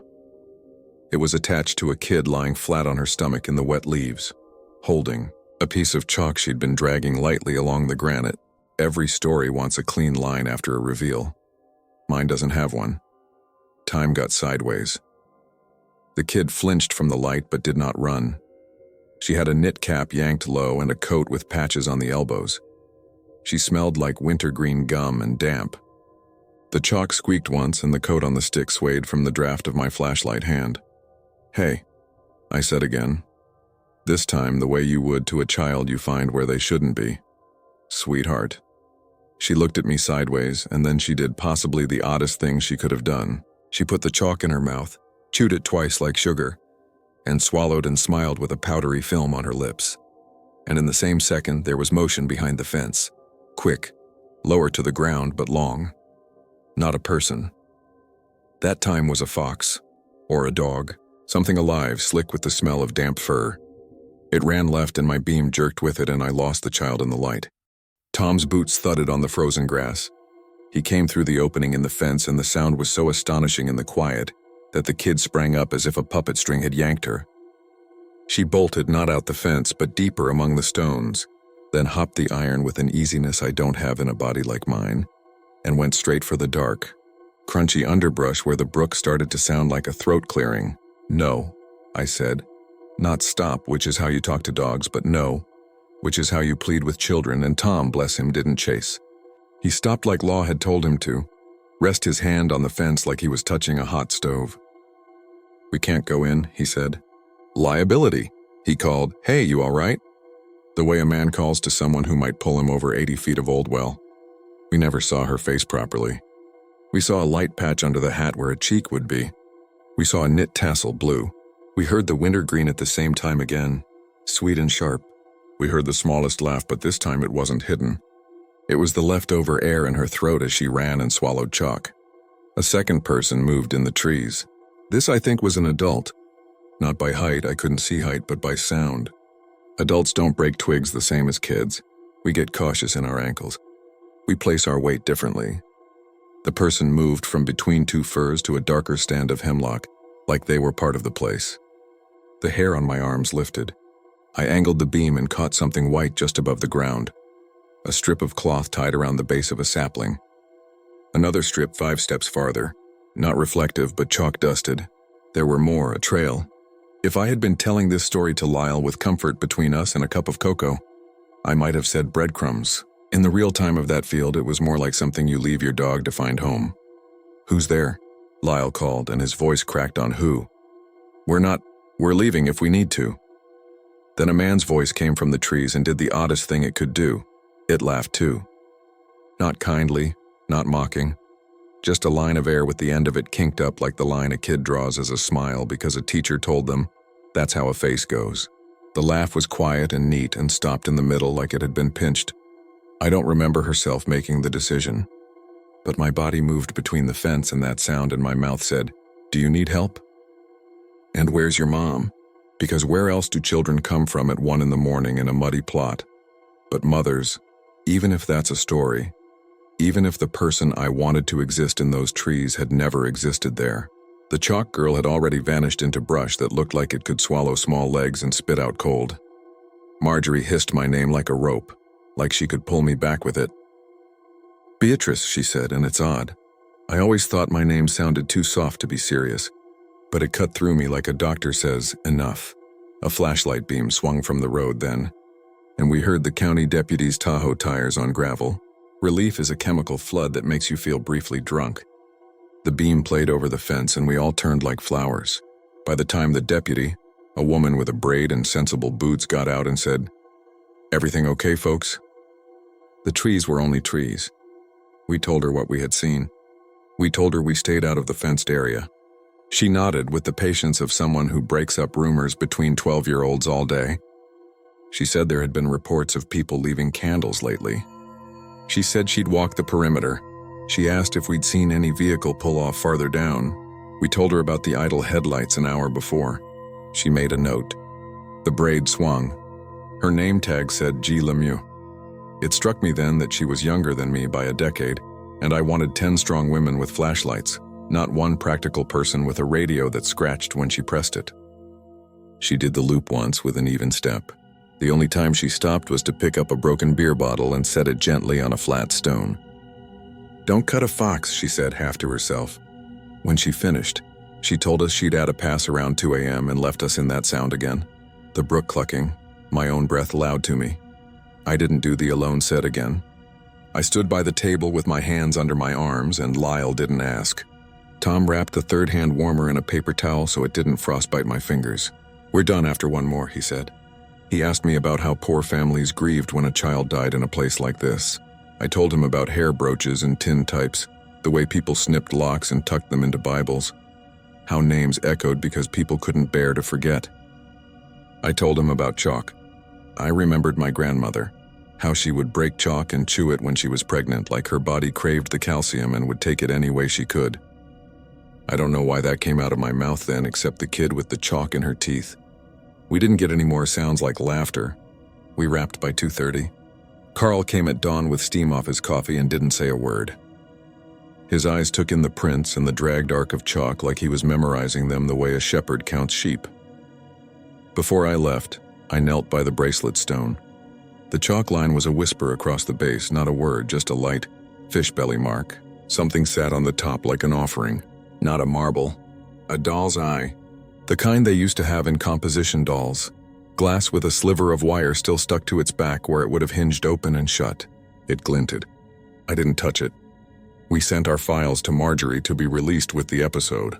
I told her to bleep my cursing when the grayness first moved, because I didn't remember swearing, but I must have. She laughed automatically and then didn't. A week passed. The episode aired. They cut it so it sounded like the laugh came from nowhere at all, and I understand why. I've learned how to shape stories too. They left in my measured skepticism because it made Lyle's voice feel braver. The comments were full of people who love to be spooked and people who think speakers hide in trees. Someone posted a map that wasn't exactly the right spot, but enough to send kids to the wrong trail. I begged Marjorie to take it down. She tried. It floated. The chalk smear under my bedroom window appeared 2 days later. At first I thought it was the lumberyard kids. They cut through our backlot sometimes to get to the basketball hoop at the volunteer fire station. They're good kids. They leave apple cores on my stoop like gifts. The smear was a small hand, dragging down like someone was trying to look in. I stood on my little step stool with a rag and felt more angry than frightened. Then I smelled wintergreen and sat down on the stool hard enough that my tailbone complained. A neighbor's dryer vent puffed warm lint smell. Somebody's wind chimes ticked weakly in a fitful breeze. I wiped the handprint away and chalk dust turned the rag a pale sky color and left grit under my nails. I slept on the couch that night so I could see the window with my feet. 2 mornings later, a marble rolled out from under my coffee table when I turned on the heat, and the vent's air pushed dust. It was smoky glass with a swirl like something trapped in ice. "I don't own marbles." I called Ray. He didn't laugh. He didn't say prank. He said, "I'm coming." I told him not to. I told him he'd miss inventory. He came anyway. He sat on the couch, knees apart, holding the marble on his palm like a bird's egg. His mouth moved around words he wasn't going to say. We walked around my little yard. He pointed at the ground by the back fence where leaves were scuffed. "Fox," he said, but he didn't sound convinced. He bought me a motion light and installed it under the window while I made grilled cheese like we were both 10. The light went off twice that week at 2 in the morning. I looked out and saw a raccoon once, glossy as a tire, its ringed tail flicking. The other time I saw nothing. In the morning there was a bit of white tied around the chain link. It was a strip of cloth like the ones in the woods. Chalk dust made my finger pale when I touched it. Under it, Tucked in the fence's diamond was a postcard of the sanatorium from 100 years ago. It had been cut from a book. The corners were ragged where someone hurried with scissors. On the back, penciled lightly in the smallest, neatest hand, was a single word: stay.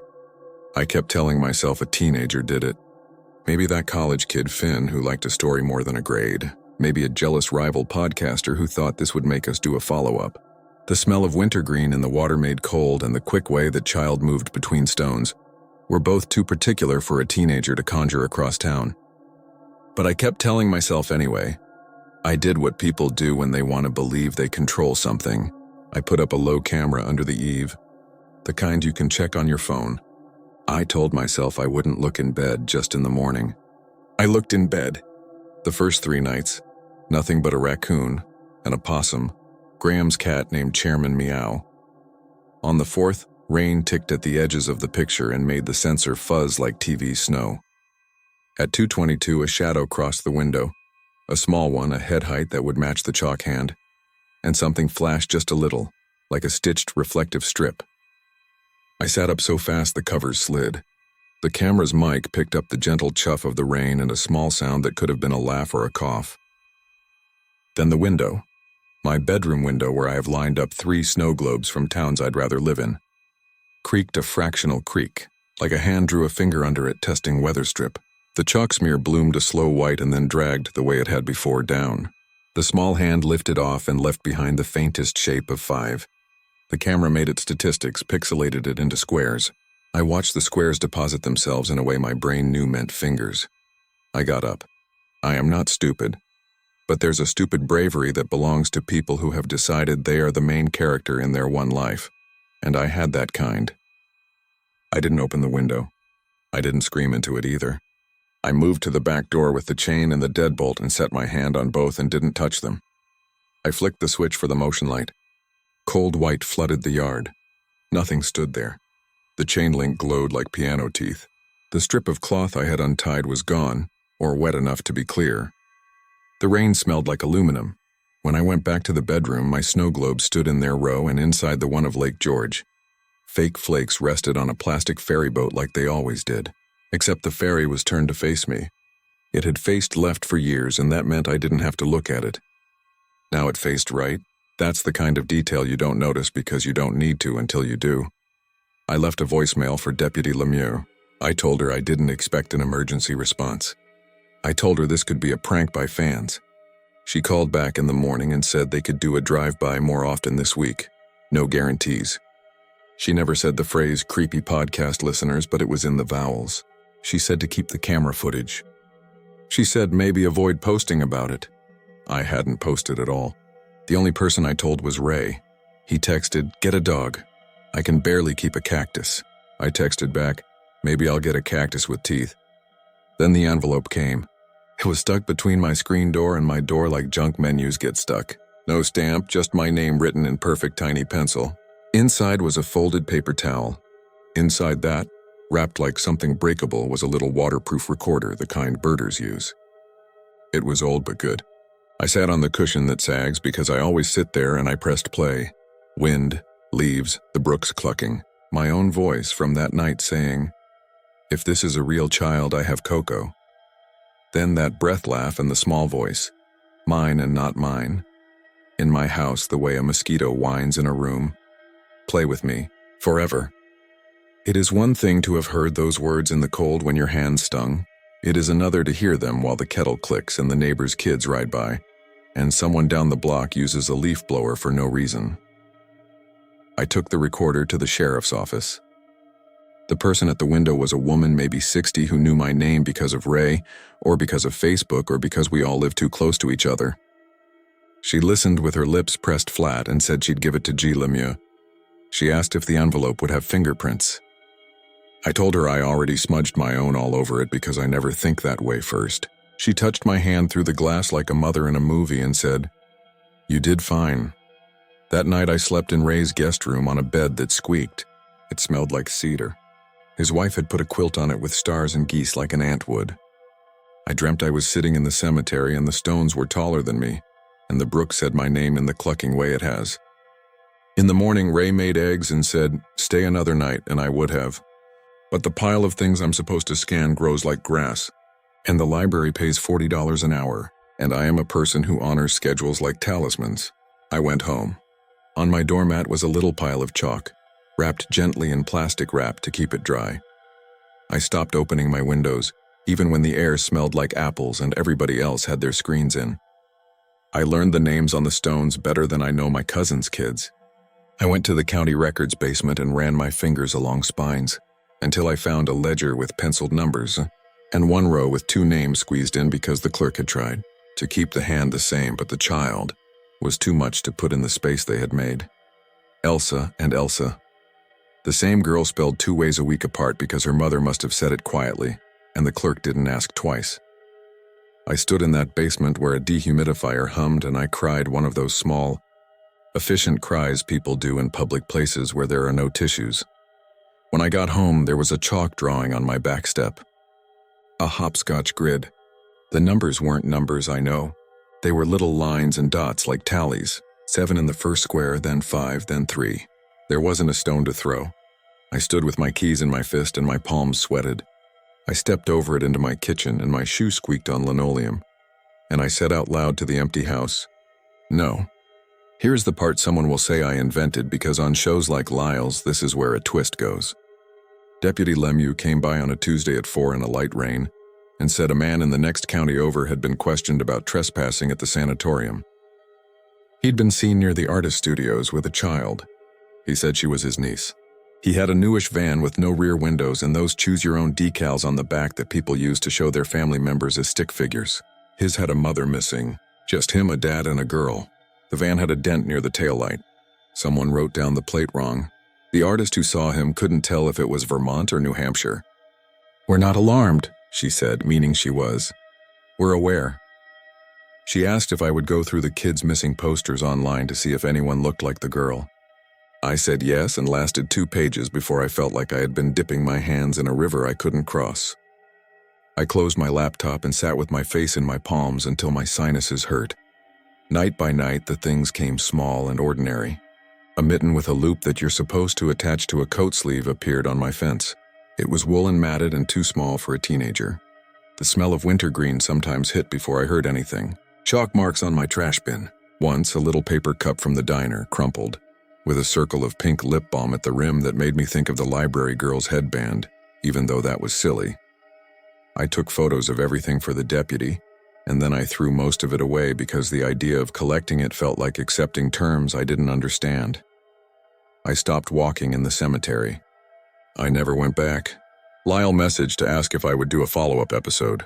He wrote, "Only if you want." He wrote, "If there's more." I didn't answer. He sent a string of apology emojis that looked like prayer. Tom sent a single line, "We stayed honest, right?" I liked that he had asked that question, that it mattered to him. I told him yes. It had been honest. That didn't make it okay.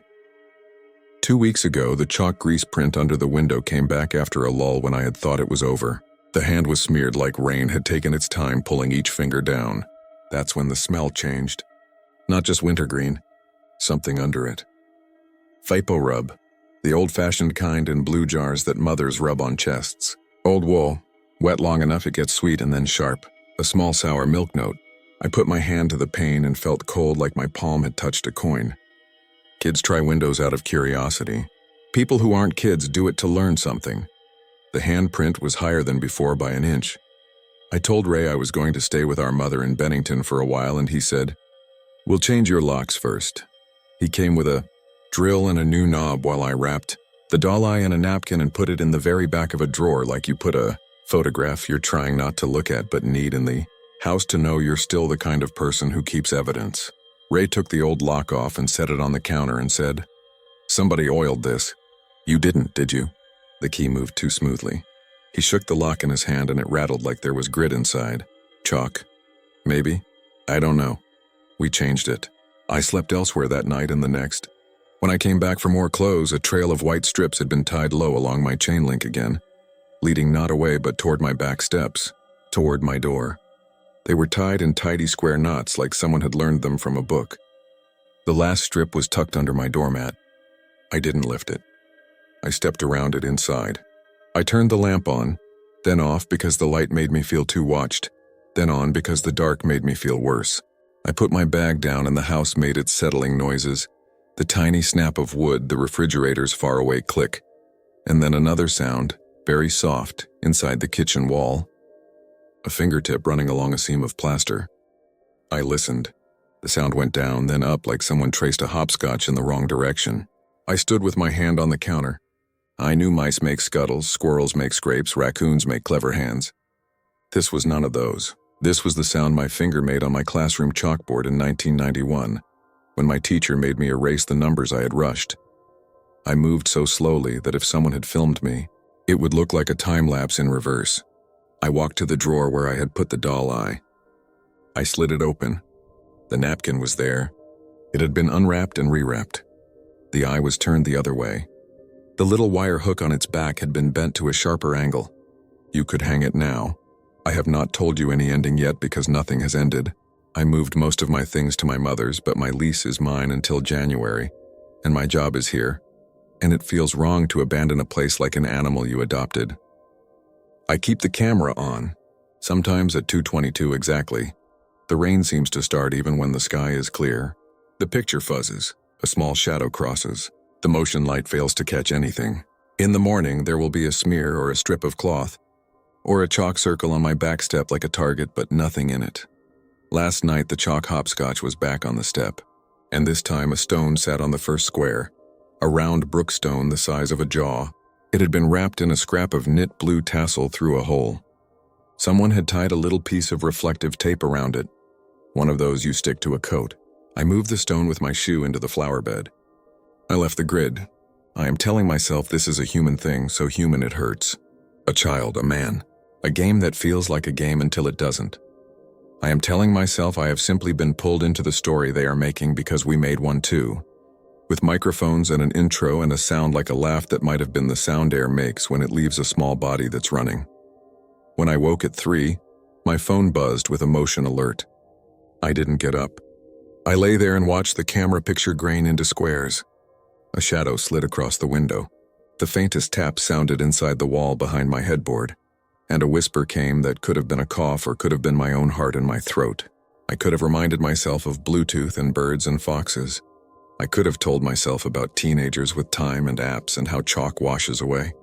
But what I heard instead, inside, not outside, like someone had finally gotten the window to lift the fraction they needed, was that small laugh, pinched in the middle so it could fit through spaces where voices aren't meant to go, and the breath on the end of it that smelled like wintergreen, and a voice not high or low so much as narrow, as if trying to stay thin and flat to slip between slats, saying from very near, "Play with me." Forever, I didn't move. I listened to the brook in my head even though the brook is 2 towns away.